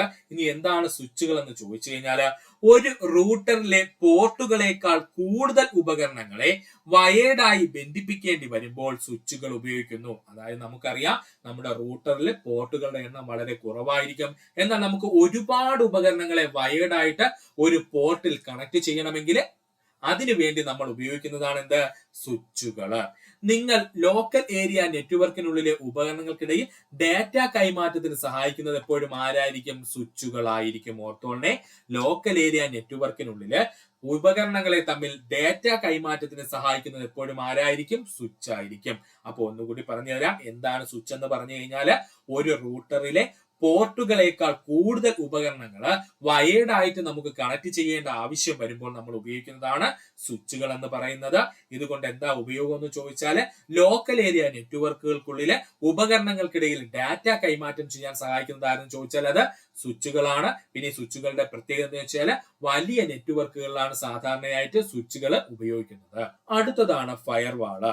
നിങ്ങളുടെ നെറ്റ്വർക്കിനെ ഇന്റർനെറ്റിൽ നിന്നുള്ള അനധികൃത പ്രവേശനത്തിൽ നിന്നും ക്ഷുദ്രകരമായ ആക്രമണങ്ങളിൽ നിന്നും സംരക്ഷിക്കാൻ ഫയർവാളുകൾ സഹായിക്കുന്നു. അപ്പോൾ എന്താ ഫയർവാളുകൾ എന്ന് പറഞ്ഞു കഴിഞ്ഞാൽ നിങ്ങളുടെ നെറ്റ്വർക്കിനെ ഇന്റർനെറ്റിൽ നിന്നുള്ള അനധികൃത പ്രവേശനത്തിൽ നിന്നും ക്ഷുദ്രമായ ആക്രമണങ്ങളിൽ നിന്നും സംരക്ഷിക്കാനാണ് ഫയർവാളുകൾ ഉപയോഗിക്കുന്നത്. IT ആക്ട് പ്രകാരം ഇന്ത്യയിലെ സൈബർ സുരക്ഷാ സംഭവങ്ങൾ കൈകാര്യം ചെയ്യുന്നതിനുള്ള ബോഡിയാണ് സർട്ടിൻ എന്ന് പറയുന്നത്. സർട്ടിൻ അല്ലെങ്കിൽ നമുക്ക് പറയാം ഇന്ത്യൻ കമ്പ്യൂട്ടർ എമർജൻസി റെസ്പോൺസിംഗ് ടീമാണ് കേട്ടോ. അപ്പോ IT ആക്ട് പ്രകാരം ഇന്ത്യയിലെ സൈബർ സുരക്ഷാ സംഭവങ്ങൾ കൈകാര്യം ചെയ്യുന്നതിനുള്ള ബോഡി ഏതാണ്? സർട്ടിനാണ്, അഥവാ ഇന്ത്യൻ കമ്പ്യൂട്ടർ എമർജൻസി റെസ്പോൺസ് ടീമാണ്. Indian computer emergency response team അഥവാ സർട്ട് ഇന്ത്യയുടെ സൈബർ സുരക്ഷാ സംഭവങ്ങളെ നേരിടുന്നതിനും തടയുന്നതിനും വേണ്ടി പ്രവർത്തിക്കുന്ന ഒരു ദേശീയ ഏജൻസിയാണ് Indian computer emergency response team അഥവാ സർട്ടിൻ എന്ന് പറയുന്നത്. ഓർക്കുക, ഇന്ത്യയിലെ സൈബർ സുരക്ഷാ സംഭവങ്ങളെ നേരിടുന്നതിനും തടയുന്നതിനും വേണ്ടി പ്രവർത്തിക്കുന്ന ഒരു ദേശീയ ഏജൻസിയാണ് Indian computer emergency response team അഥവാ സർട്ടിൻ എന്ന് പറയുന്നത്. 2004 ജനുവരി 19 സർട്ടിൻ സ്ഥാപിതമായത്. 2004 ജനുവരി 19 സർട്ടിൻ സ്ഥാപിതമായത്. ഇന്ത്യ ഗവൺമെന്റിന്റെ ഇലക്ട്രോണിക്സ് ആൻഡ് ഇൻഫർമേഷൻ ടെക്നോളജി മന്ത്രാലയത്തിന് കീഴിലാണ് സർട്ടിൻ പ്രവർത്തിക്കുന്നത്. ഇന്ത്യൻ ഗവൺമെന്റിന്റെ ഇലക്ട്രോണിക്സ് ആൻഡ് ഇൻഫർമേഷൻ ടെക്നോളജി മന്ത്രാലയത്തിന് കീഴിലാണ് സർട്ടിൻ പ്രവർത്തിക്കുന്നത്. ഇനി നമുക്ക് നോക്കുവാനുള്ളത് സർട്ടിന്റെ പ്രധാന ചുമതലകളും ലക്ഷ്യങ്ങളുമാണ്. സർട്ടിന്റെ പ്രധാന ചുമതലകളും ലക്ഷ്യങ്ങളും: സൈബർ സുരക്ഷാ സംഭവങ്ങളെ കുറിച്ചുള്ള വിവരശേഖരണം. സൈബർ സുരക്ഷാ സംഭവങ്ങളെ കുറിച്ചുള്ള വിവരശേഖരണം, മുന്നറിയിപ്പുകളും പ്രവചനങ്ങളും നടത്തുക. സൈബർ മേഖലയിലെ മുന്നറിയിപ്പുകളും പ്രവചനങ്ങളും നടത്തുക. സൈബർ മേഖലയിൽ ആവശ്യമായ അടിയന്തര നടപടികൾ സ്വീകരിക്കുക. സൈബർ മേഖലയിലുള്ള അടിയന്തര നടപടികൾ സ്വീകരിക്കുക. സൈബർ മേഖലയിലെ പ്രതികരണ പ്രവർത്തനങ്ങളുടെ ഏകോപനം. സൈബർ മേഖലയിലെ പ്രതികരണ പ്രവർത്തനങ്ങളുടെ ഏകോപനം സാധ്യമാക്കുക. സൈബർ മേഖലയിലെ മാർഗനിർദ്ദേശങ്ങൾ നൽകുക. സൈബർ മേഖലയിൽ ആവശ്യമായ മാർഗനിർദ്ദേശങ്ങൾ നൽകുക. സൈബർ സുരക്ഷ വർദ്ധിപ്പിക്കുക. ഏറ്റവും ഇമ്പോർട്ടന്റ് പോയിന്റ്, സൈബർ സുരക്ഷ വർദ്ധിപ്പിക്കുക. വിവിധ മേഖലകളുമായി സഹകരിക്കുക. ഇത്രയുമാണ് സെർട്ടിന്റെ പ്രധാനപ്പെട്ട ചുമതലകൾ എന്ന് പറയുന്നത്. ഇൻപുട്ട് ഉപകരണം ഏതെന്നാണ് ചോദിച്ചിരിക്കുന്നത്. ഇൻപുട്ട് ഉപകരണം ഇതിൽ ഏതാ? ഓപ്ഷൻ ഡി, സ്കാനർ ആണ് കേട്ടോ. ഇൻപുട്ട് ഉപകരണം ഏതാണ് ഇതിനകത്ത്? സ്കാനർ ആണ്. അപ്പോൾ നമുക്ക് പ്രധാനപ്പെട്ട ഇൻപുട്ട് ഉപകരണം ഒന്ന് നോക്കാം. Keyboard, mouse, scanner, microphone, touch screen, joystick, web cam, light pen, barcode reader, biometric ഉപകരണങ്ങള്, ഗ്രാഫിക്സ് ടാബ്ലറ്റ്. ഓർത്തോളനെ, നമ്മുടെ കമ്പ്യൂട്ടറുമായി ബന്ധിപ്പിക്കുന്ന പ്രധാനപ്പെട്ട ഇൻപുട്ട് ഉപകരണങ്ങൾ ഏതൊക്കെയാ? Keyboard, mouse, scanner, microphone, touch screen, joystick, web cam, light pen, barcode reader, biometric ഉപകരണങ്ങൾ, graphics ടാബ്ലറ്റുകൾ. വളരെ വളരെ important ആണ്. ഈ പറഞ്ഞിരിക്കുന്നതിൽ ഒരെണ്ണം നിങ്ങൾക്ക് ഓപ്ഷൻ ആയിട്ട് തരും PSC. അതുകൊണ്ട് ശ്രദ്ധിച്ച് പഠിക്കുക. ഒന്നുകൂടെ പറയാം. നമ്മുടെ കമ്പ്യൂട്ടർ ഉപയോഗിക്കുന്ന പ്രധാനപ്പെട്ട ഇൻപുട്ട് ഉപകരണങ്ങൾ ഏതൊക്കെയാ? Keyboard, mouse, scanner, microphone, touch screen, joystick, web cam, light pen, barcode reader, biometric ഉപകരണങ്ങൾ, ഗ്രാഫിക്സ് ടാബ്ലറ്റ്. താഴെ പറയുന്നവയിൽ ഏതാണ് വോളറ്റൈൽ മെമ്മറി? ഉത്തരം റാം ആണ് കേട്ടോ. താഴെ പറയുന്നവയിൽ ഏതാണ് വോളറ്റൈൽ മെമ്മറി എന്ന് ചോദിച്ചാൽ അത് റാം ആണ്. സ്പ്രെഡ്ഷീറ്റ് സോഫ്റ്റ്വെയറിന്റെ പ്രാഥമിക പ്രവർത്തനം എന്താണ്? ഉത്തരം ഓപ്ഷൻ സി, സംഖ്യാ ഡാറ്റയും കണക്കുകൂട്ടലുകളും സൃഷ്ടിക്കുകയും കൈകാര്യം ചെയ്യുകയും ചെയ്യുന്നതാണ്. സ്പ്രെഡ്ഷീറ്റ് സോഫ്റ്റ്വെയറിന്റെ പ്രാഥമിക പ്രവർത്തനം എന്താണ്? സംഖ്യാ ഡാറ്റയും കണക്കുകൂട്ടലുകളും സൃഷ്ടിക്കുകയും കൈകാര്യം ചെയ്യുകയും ചെയ്യുന്നു എന്നതാണ്. അപ്പോൾ നമുക്ക് സ്പ്രെഡ്ഷീറ്റിന്റെ പ്രധാന ഉപയോഗങ്ങൾ നോക്കാം. സ്പ്രെഡ്ഷീറ്റിന്റെ പ്രധാന ഉപയോഗങ്ങൾ: ഡാറ്റാ സംഭരണവും ഓർഗനൈസേഷനും. ഡാറ്റാ സംഭരണവും ഓർഗനൈസേഷനും. കണക്കുകൂട്ടലുകൾ നടത്തുന്നതിന്. ഡാറ്റ വിശകലനം ചെയ്യുന്നതിന്. ചാർട്ടുകളും ഗ്രാഫുകളും നിർമ്മിക്കുന്നതിന്. അക്കൗണ്ടിങ്ങും ഫിനാൻസും ചെയ്യുന്നതിന്. പ്രോജക്റ്റ് മാനേജ്മെന്റിന്. Data entry ഓപ്പറേഷനുകൾക്ക്. റിപ്പോർട്ട് നിർമ്മാണത്തിന്. ലളിതമായ ഡാറ്റാബേസ് നിർമ്മാണത്തിന്. ഇത്രയുമാണ് സ്പ്രെഡ്ഷീറ്റ് പ്രധാനമായി ഉപയോഗിക്കുന്നത്. ഒന്നുകൂടി പറയാം. ഡാറ്റാ സംഭരണവും ഓർഗനൈസേഷനും, കണക്കുകൂട്ടലുകൾ നടത്തുന്നതിന്, ഡാറ്റ വിശകലനം ചെയ്യുന്നതിന്, ചാർട്ടുകളും ഗ്രാഫുകളും നിർമ്മിക്കുന്നതിന്, അക്കൗണ്ടിംഗ് ഫിനാൻസും ചെയ്യുന്നതിന്, പ്രോജക്റ്റ് മാനേജ്മെന്റിന്, ഡാറ്റ എൻട്രി പ്രവർത്തനങ്ങൾക്ക്, റിപ്പോർട്ട് നിർമ്മാണത്തിന്, ലളിതമായ ഡാറ്റാബേസ് നിർമ്മാണത്തിന്. സോഷ്യൽ മീഡിയയിൽ മുമ്പ് അറിയപ്പെട്ടിരുന്ന ഫേസ്ബുക്കിന്റെ പുതിയ പേരെന്താണ്? മെറ്റ എന്നാണ്. സോഷ്യൽ മീഡിയയിൽ മുമ്പ് അറിയപ്പെട്ടിരുന്ന ഫേസ്ബുക്കിന്റെ ഇപ്പോഴത്തെ പേരെന്താണ്? മെറ്റ എന്നാണ്. ഇനി പറയുന്ന നെറ്റ്വർക്ക് ഉപകരണങ്ങൾ ഏതാണ് ഡാറ്റ പാക്കറ്റുകളുടെ രൂപത്തിൽ കൈമാറുന്നതെന്ന് ചോദിച്ചു കഴിഞ്ഞാൽ അത് റൂട്ടർ ആണ്. ഇനി പറയുന്ന നെറ്റ്വർക്ക് ഉപകരണങ്ങളിൽ ഏതാണ് ഡാറ്റ പാക്കറ്റുകളുടെ രൂപത്തിൽ കൈമാറുന്നതെന്ന് ചോദിച്ചാൽ അത് റൂട്ടർ ആണ്. ഏത് മാൽവെയർ ആണ് അതിന്റെ ഡെവലപ്പർക്ക് വരുമാനം ഉണ്ടാക്കാൻ ഉപയോഗിക്കുന്നതെന്ന് ചോദിച്ചു കഴിഞ്ഞാൽ ഉത്തരം റാംസംവെയറുകളാണ് കേട്ടോ. ശ്രദ്ധിച്ചോളണേ. ഏത് മാൽവെയർ ആണ് അതിന്റെ ഡെവലപ്പർക്ക് വരുമാനം ഉണ്ടാക്കാൻ ഉപയോഗിക്കുന്നത് ചോദിച്ചാൽ അത് റാംസംവെയറുകളാണ്. അപ്പോ നമ്മുടെ PSC സ്ഥിരം ചോദിക്കുന്ന കുറച്ച് മാൽവെയറുകളുണ്ട്. അവയെ പഠിച്ചു വെക്കണം. വെറുതെ അവയുടെ പേര് മാത്രം പഠിച്ചാൽ പോരാ, അവ എങ്ങനെയാണ് പ്രവർത്തിക്കുന്നതെന്ന് കൂടി നമ്മൾ പഠിച്ചു വെക്കണം. പ്രവർത്തനം അനുസരിച്ച് മാൽവെയറുകളുടെ സ്വഭാവം മാറും, അല്ലെങ്കിൽ തരം മാറിക്കൊണ്ടിരിക്കും. അതുകൊണ്ട് മാൽവെയറുടെ ഉദാഹരണം മാത്രം പഠിച്ചാൽ പോരാ. ആദ്യമായി നമ്മൾ നോക്കാൻ പോകുന്ന മാൽവെയർ ആണ് വൈറസ്. സ്വയം റെപ്ലിക്കേറ്റ് ചെയ്യാനും മറ്റ് പ്രോഗ്രാമുകളിലോ ഫയലുകളിലോ അറ്റാച്ച് ചെയ്യാനും കഴിവുള്ള മാൽവെയറുകളാണ് വൈറസുകൾ എന്നറിയപ്പെടുന്നത്. സ്വയം റെപ്ലിക്കേറ്റ് ചെയ്യാനും മറ്റു പ്രോഗ്രാമുകളിലോ ഫയലുകളിലോ അറ്റാച്ച് ചെയ്യാനും കഴിവുള്ള മാൽവെയറുകളെയാണ് വൈറസുകൾ എന്ന് പറയുന്നത്. എപ്പോഴും വൈറസുകൾക്ക് ഒരു സിസ്റ്റത്തിലേക്ക് പ്രവേശിക്കണമെങ്കിൽ ഏതെങ്കിലും ഒരു പ്രോഗ്രാമിന്റെയോ അല്ലെങ്കിൽ ഫയലുകളുടെയോ ആവശ്യമുണ്ട് കേട്ടോ. ഓർത്തോളനെ, നമ്മുടെ വൈറസുകൾക്ക് ഒരു കമ്പ്യൂട്ടറിലെ സിസ്റ്റത്തിലേക്ക് പ്രവേശിക്കണമെങ്കിൽ മിനിമം ഒരു പ്രോഗ്രാമിന്റെയോ അല്ലെങ്കിൽ ഒരു ഫയലിന്റെയോ ആവശ്യമുണ്ട്. എന്നാൽ അതിൽ നിന്നും തികച്ചും വ്യത്യസ്തനാണ് വേം എന്ന് പറയുന്ന മാൽവെയർ. വേം എന്ന് പറയുന്ന മാൽവെയറിന്റെ പ്രത്യേകത എന്താ? വൈറസുകളിൽ നിന്ന് വ്യത്യസ്തമായിട്ട് വേമുകൾക്ക് സ്വയം റെപ്ലിക്കേറ്റ് ചെയ്യാനും നെറ്റ്വർക്കിലൂടെ സ്വയം വ്യാപിക്കാനും കഴിയും. അതാണ് ഇതിന് ഏറ്റവും വലിയ ഡേഞ്ചറസ് കേട്ടോ. വേമുകളുടെ പ്രത്യേകത എന്താണ്? വൈറസുകളിൽ നിന്നും വ്യത്യസ്തമായിട്ട് വേമുകൾക്ക് സ്വയം റെപ്ലിക്കേറ്റ് ചെയ്യാൻ കഴിയും. അതുപോലെ തന്നെ അവൻ ഈസി ആയിട്ട് നെറ്റ്വർക്കിലൂടെ ഇവയ്ക്ക് ഒരു ഹോസ്റ്റ് പ്രോഗ്രാമിന്റെ ആവശ്യമില്ല. അത് തന്നെയാണ് ഇമ്പോർട്ടന്റ് ഇമ്പോർട്ടന്റ് പോയിന്റ്. വൈറസുകളെ കണക്ക് ഒരു ഹോസ്റ്റ് പ്രോഗ്രാം ഉപയോഗിച്ചല്ല ആര് പ്രവർത്തിക്കുന്നത്, നമ്മുടെ വേം പ്രവർത്തിക്കുന്നത്. വേം നമ്മളൊരു നെറ്റ്വർക്കിലോട്ട് കടത്തി വിട്ടു കഴിഞ്ഞാൽ അവൻ ആ എന്റെ നെറ്റ്വർക്കിലുള്ള എല്ലാ കമ്പ്യൂട്ടറുകളെയും അല്ലെങ്കിൽ സിസ്റ്റങ്ങളെയും ബാധിക്കും. അവന് സെപ്പറേറ്റ് ആയിട്ട് ഒരു പ്രോഗ്രാമിന്റെയോ ഫയലിന്റെയോ ആവശ്യമില്ല. ഇതാണ് വേമിന് നമ്മുടെ വൈറസിൽ നിന്നും വ്യത്യസ്തപ്പെടുത്തുന്നത്. അടുത്തതാണ് ട്രോജൻ ഹോഴ്സ് എന്ന് പറയുന്ന മാൽവെയർ. ഏതാണ് ട്രോജൻ ഹോഴ്സ് എന്ന് പറയുന്ന മാൽവെയർ?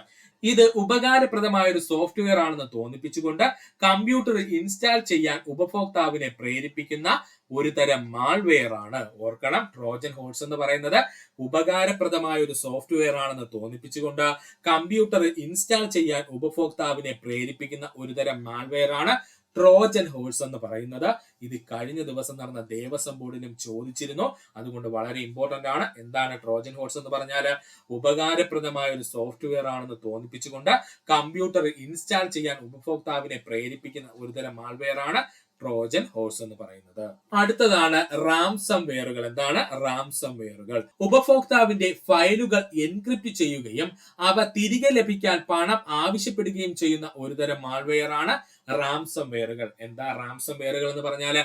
ഉപഭോക്താവിന്റെ ഫയലുകൾ എൻക്രിപ്റ്റ് ചെയ്യുകയും അവ തിരികെ ലഭിക്കാൻ പണം ആവശ്യപ്പെടുകയും ചെയ്യുന്ന ഒരു തരം മാൾവെയർ ആണ് റാംസം വെയറുകൾ. അടുത്തതാണ് സ്പൈവെയറുകൾ. ഉപഭോക്താവിന്റെ അറിവോ സമ്മതമോ ഇല്ലാതെ അവരുടെ കമ്പ്യൂട്ടർ പ്രവർത്തനങ്ങൾ നിരീക്ഷിക്കുകയും വ്യക്തിഗത വിവരങ്ങൾ ശേഖരിച്ച് മൂന്നാം കക്ഷികൾക്ക് അയക്കുകയും ചെയ്യുന്ന മാൽവെയറുകൾ അറിയപ്പെടുന്ന പേരാണ് സ്പൈവെയറുകൾ എന്ന്. അപ്പോൾ എന്താ സ്പൈവെയർ എന്ന് പറഞ്ഞാൽ? ഉപഭോക്താവിന്റെ അറിവോ സമ്മതമോ ഇല്ലാതെ അവരുടെ കമ്പ്യൂട്ടർ പ്രവർത്തനങ്ങൾ നിരീക്ഷിക്കുകയും വ്യക്തിഗത വിവരങ്ങൾ ശേഖരിച്ച് മൂന്നാം കക്ഷിക്ക് അയക്കുകയും ചെയ്യുന്ന മാൽവെയർ ആണ് സ്പൈവെയറുകൾ എന്ന് പറയുന്നത്. അടുത്തതാണ് ആഡ്വെയർസ്. എന്താണ് ആഡ്വെയർസ്? അനാവശ്യമായ പരസ്യങ്ങൾ കമ്പ്യൂട്ടറിൽ പ്രദർശിപ്പിക്കുന്ന മാൽവെയർ ആണ് ആഡ്വെയറുകൾ എന്ന് പറയുന്നത്. പോപ്പപ്പ് പരസ്യങ്ങള്, ബ്രൗസറിൽ പുതിയ ടൂൾ ബാറുകൾ ചേർക്കുക എന്നിവയെല്ലാം ഇതിന്റെ ഭാഗമാണ്. അപ്പോൾ ആഡ്വെയറുകൾ എന്ന് പറഞ്ഞാൽ എന്താണ്? അനാവശ്യമായ പരസ്യങ്ങൾ കമ്പ്യൂട്ടറിൽ പ്രദർശിപ്പിക്കുന്ന മാൽവെയറുകളാണ് ആഡ്വെയറുകൾ എന്ന് പറയുന്നത്. ഇവയുടെ പ്രധാനപ്പെട്ട പണി എന്തെന്ന് ചോദിച്ചാൽ പോപ്പപ്പ് പരസ്യങ്ങൾ കൊണ്ടുവരിക, അല്ലെന്നുണ്ടെങ്കിൽ ബ്രൗസറിൽ പുതിയ ടൂൾ ബാറുകൾ ചേർക്കുക എന്നിവയാണ് ആഡ്വെയറുകളുടെ പ്രധാന പണി എന്ന് പറയുന്നത്. അടുത്തതാണ് റൂട്ട് കിറ്റ്. നിങ്ങൾ അധികം കേട്ട് കാണൂല. റൂട്ട് കിറ്റ് ഒരു സിസ്റ്റത്തിൽ നുഴഞ്ഞു കയറിയ ശേഷം തങ്ങളുടെ സാന്നിധ്യം മറച്ചുവെച്ച് ആക്രമണകാരിക്ക് സിസ്റ്റത്തിന്റെ പൂർണ്ണ നിയന്ത്രണം നേടാൻ സഹായിക്കുന്ന സോഫ്റ്റ്വെയറുകളുടെ കൂട്ടമാണ് റൂട്ട് കിറ്റ് എന്നറിയപ്പെടുന്നത്. ഏറ്റവും ഡേഞ്ചറസ് ആണ് കേട്ടോ ഈ റൂട്ട് കിറ്റുകൾ, ഓർത്തോളണേ. അപ്പോൾ എന്താണ് റൂട്ട് കിറ്റുകൾ എന്ന് പറഞ്ഞാൽ? ഒരു സിസ്റ്റത്തിൽ നുഴഞ്ഞു കയറിയ ശേഷം തങ്ങളുടെ സാന്നിധ്യം മറച്ചു വെച്ചുകൊണ്ട് ആക്രമണകാരിക്ക് സിസ്റ്റത്തിന്റെ പൂർണ്ണ നിയന്ത്രണം നേടാൻ സഹായിക്കുന്ന സോഫ്റ്റ്വെയറുകളുടെ കൂട്ടം അറിയപ്പെടുന്ന പേരാണ് റൂട്ട് കിറ്റ് എന്നുള്ളത്. അടുത്തതാണ് കീ ലോഗർ. നമ്മൾ എല്ലാവരും കേട്ടു കാണും കീ ലോഗർ. ഉപഭോക്താവ് കീബോർഡിൽ ടൈപ്പ് ചെയ്യുന്ന ഓരോ കീ സ്ട്രോക്കും റെക്കോർഡ് ചെയ്യുന്ന മാൽവെയർ ആണ് കീ ലോഗർ എന്നറിയപ്പെടുന്നത്. പ്രധാനമായിട്ടും പാസ്വേഡുകൾ കണ്ടെത്താനായിട്ട് ഉപയോഗിക്കുന്ന അല്ലെങ്കിൽ മോഷണത്തിന് ഉപയോഗിക്കുന്നത് എന്ന് ചോദിച്ചു കഴിഞ്ഞാൽ കീ ലോഗറുകളാണ് കേട്ടോ. അപ്പോൾ എന്താ കീ ലോഗറുകൾ എന്ന് ചോദിച്ചാൽ ഉപഭോക്താവ് കീബോർഡിൽ ടൈപ്പ് ചെയ്യുന്ന ഓരോ കീ സ്ട്രോക്കുകളും റെക്കോർഡ് ചെയ്യുന്ന മാൽവെയർ ആണ് കീ ലോഗർ എന്നറിയപ്പെടുന്നത്. പ്രധാനമായിട്ടും കീ ലോഗർ ഉപയോഗിക്കുന്നത് പാസ്വേഡ് തെഫ്റ്റിനാണ്, ഓർക്കുക. അടുത്തതാണ് ബോട്ട് നെറ്റ്. ഇത് നിങ്ങൾ കേട്ട് കാണത്തില്ല. ബോട്ട് നെറ്റ് മാൽവെയർ ബാധിച്ച കമ്പ്യൂട്ടറുകളുടെ ഒരു വലിയ ശൃംഖലയെ വിളിക്കുന്ന പേരാണ് ബോട്ട് നെറ്റ് എന്ന്. എന്താ ബോട്ട് നെറ്റ് എന്ന് പറഞ്ഞു കഴിഞ്ഞാൽ മാൽവെയർ ബാധിച്ച കമ്പ്യൂട്ടറുകളുടെ ഒരു വലിയ ശൃംഖലയാണ് ബോട്ട് നെറ്റ് എന്ന് അറിയപ്പെടുന്നത്. ഒരു ആക്രമണകാരിക്ക് ഈ കമ്പ്യൂട്ടറുകളുടെ വിദൂരമായി നിയന്ത്രിക്കാൻ കഴിയും. അപ്പോൾ ഒരു ബോട്ട് നെറ്റിലുള്ള കമ്പ്യൂട്ടറുകളെ ഒരു ആക്രമണകാരിക്ക് എത്ര വിദൂരമായിട്ടിരുന്ന് വേണമെങ്കിലും നിയന്ത്രിക്കാൻ കഴിയും. അടുത്തതാണ് ക്രിപ്റ്റോ ജാക്കിങ്. ഇതും നിങ്ങൾ കേട്ട് കാണത്തില്ല. ക്രിപ്റ്റോ ജാക്കിങ് ഉപഭോക്താവിന്റെ അറിവോ സമ്മതമോ ഇല്ലാതെ അവരുടെ കമ്പ്യൂട്ടറിന്റെ പ്രോസസിംഗ് പവർ ഉപയോഗിച്ച് ക്രിപ്റ്റോ കറൻസി മൈൻ ചെയ്യാൻ ഉപയോഗിക്കുന്ന മാൽവെയർ ആണ് ക്രിപ്റ്റോ ജാക്കിങ് എന്ന് പറയുന്നത്. ഇക്കാലത്ത് ഒരുപാട് ആൾക്കാർ ചെയ്യുന്ന ഒരു പ്രവർത്തനമാണ് ക്രിപ്റ്റോ ജാക്കിങ് എന്ന് പറയുന്നത്. ഇതെന്താണ് സംഭവം? ഉപഭോക്താവിന്റെ അറിവോ സമ്മതമോ ഇല്ലാതെ അവരുടെ കമ്പ്യൂട്ടറിന്റെ പ്രോസസിംഗ് പവർ ഉപയോഗിച്ച് ക്രിപ്റ്റോ കറൻസി മൈൻ ചെയ്യാൻ ഉപയോഗിക്കുന്ന മാൽവെയറിനെ വിളിക്കുന്ന പേരാണ് ക്രിപ്റ്റോ ജാക്കിങ് എന്ന്. എന്താണ് ക്രിപ്റ്റോ ജാക്കിങ് എന്ന്? ഇത്രയുമായിരുന്നു 2025 ചോദിച്ച IT സൈബർ ലാ മേഖലയിലെ പ്രീവിയസ് ക്വസ്റ്റ്യൻസ്. വളരെ വളരെ ഇമ്പോർട്ടന്റ് ആണ് സുഹൃത്തുക്കളെ ഈ ചോദ്യങ്ങളെല്ലാം. കാരണം എന്തെന്ന് ചോദിച്ചാൽ നമ്മുടെ പോലീസ് കോൺസ്റ്റബിൾ ആവട്ടെ, LD എക്സാം ആവട്ടെ, ഇവയുടെ IT ആൻഡ് സൈബർ ലായുടെ ക്വസ്റ്റ്യങ്ങൾക്ക് ഒരു പ്രത്യേകതയുണ്ട്. ഒരു ചോദ്യം നമ്മൾ ആരും കേൾക്കാത്തതായിരിക്കും, പക്ഷെ ബാക്കിയുള്ള 4 ചോദ്യങ്ങൾ പ്രീവിയസ് ആയിട്ട് PSC ചോദിച്ച ചോദ്യങ്ങൾ അതുപോലെ എടുത്തിടുകയാണ് ചെയ്യുന്നത്. അതുകൊണ്ട് സുഹൃത്തുക്കൾ വ്യക്തമായിട്ട് ഈ ക്വസ്റ്റ്യൻസ് പഠിക്കുകയും അതിന്റെ റിലേറ്റഡ് ഫാക്ട്സ് നോക്കി വയ്ക്കുകയും ചെയ്യുക. ഇത്രയും നേരം ഈ വീഡിയോ കണ്ട സുഹൃത്തുക്കൾ എല്ലാവർക്കും നന്ദി, നമസ്കാരം. നിങ്ങൾക്ക് ഈ വീഡിയോ ഇഷ്ടമായെങ്കിൽ നിങ്ങളുടെ സുഹൃത്തുക്കൾ കൂടി ഷെയർ ചെയ്ത് കൊടുക്കുക. അതിനോടൊപ്പം തന്നെ നമ്മുടെ ചാനൽ സബ്സ്ക്രൈബ് ചെയ്ത് സഹായിക്കുക. സബ്സ്ക്രൈബ് ബട്ടണോട് ചേർന്നുള്ള ബെൽ ബട്ടൺ അമർത്തി കഴിഞ്ഞാൽ നമ്മൾ അപ്ലോഡ് വീഡിയോകൾ സുഹൃത്തുക്കളെ നിങ്ങൾ എത്തുന്നതാണ്. സുഹൃത്തുക്കൾ എല്ലാവർക്കും നന്ദി, നമസ്കാരം. നല്ലൊരു ദിവസം നേരുന്നു.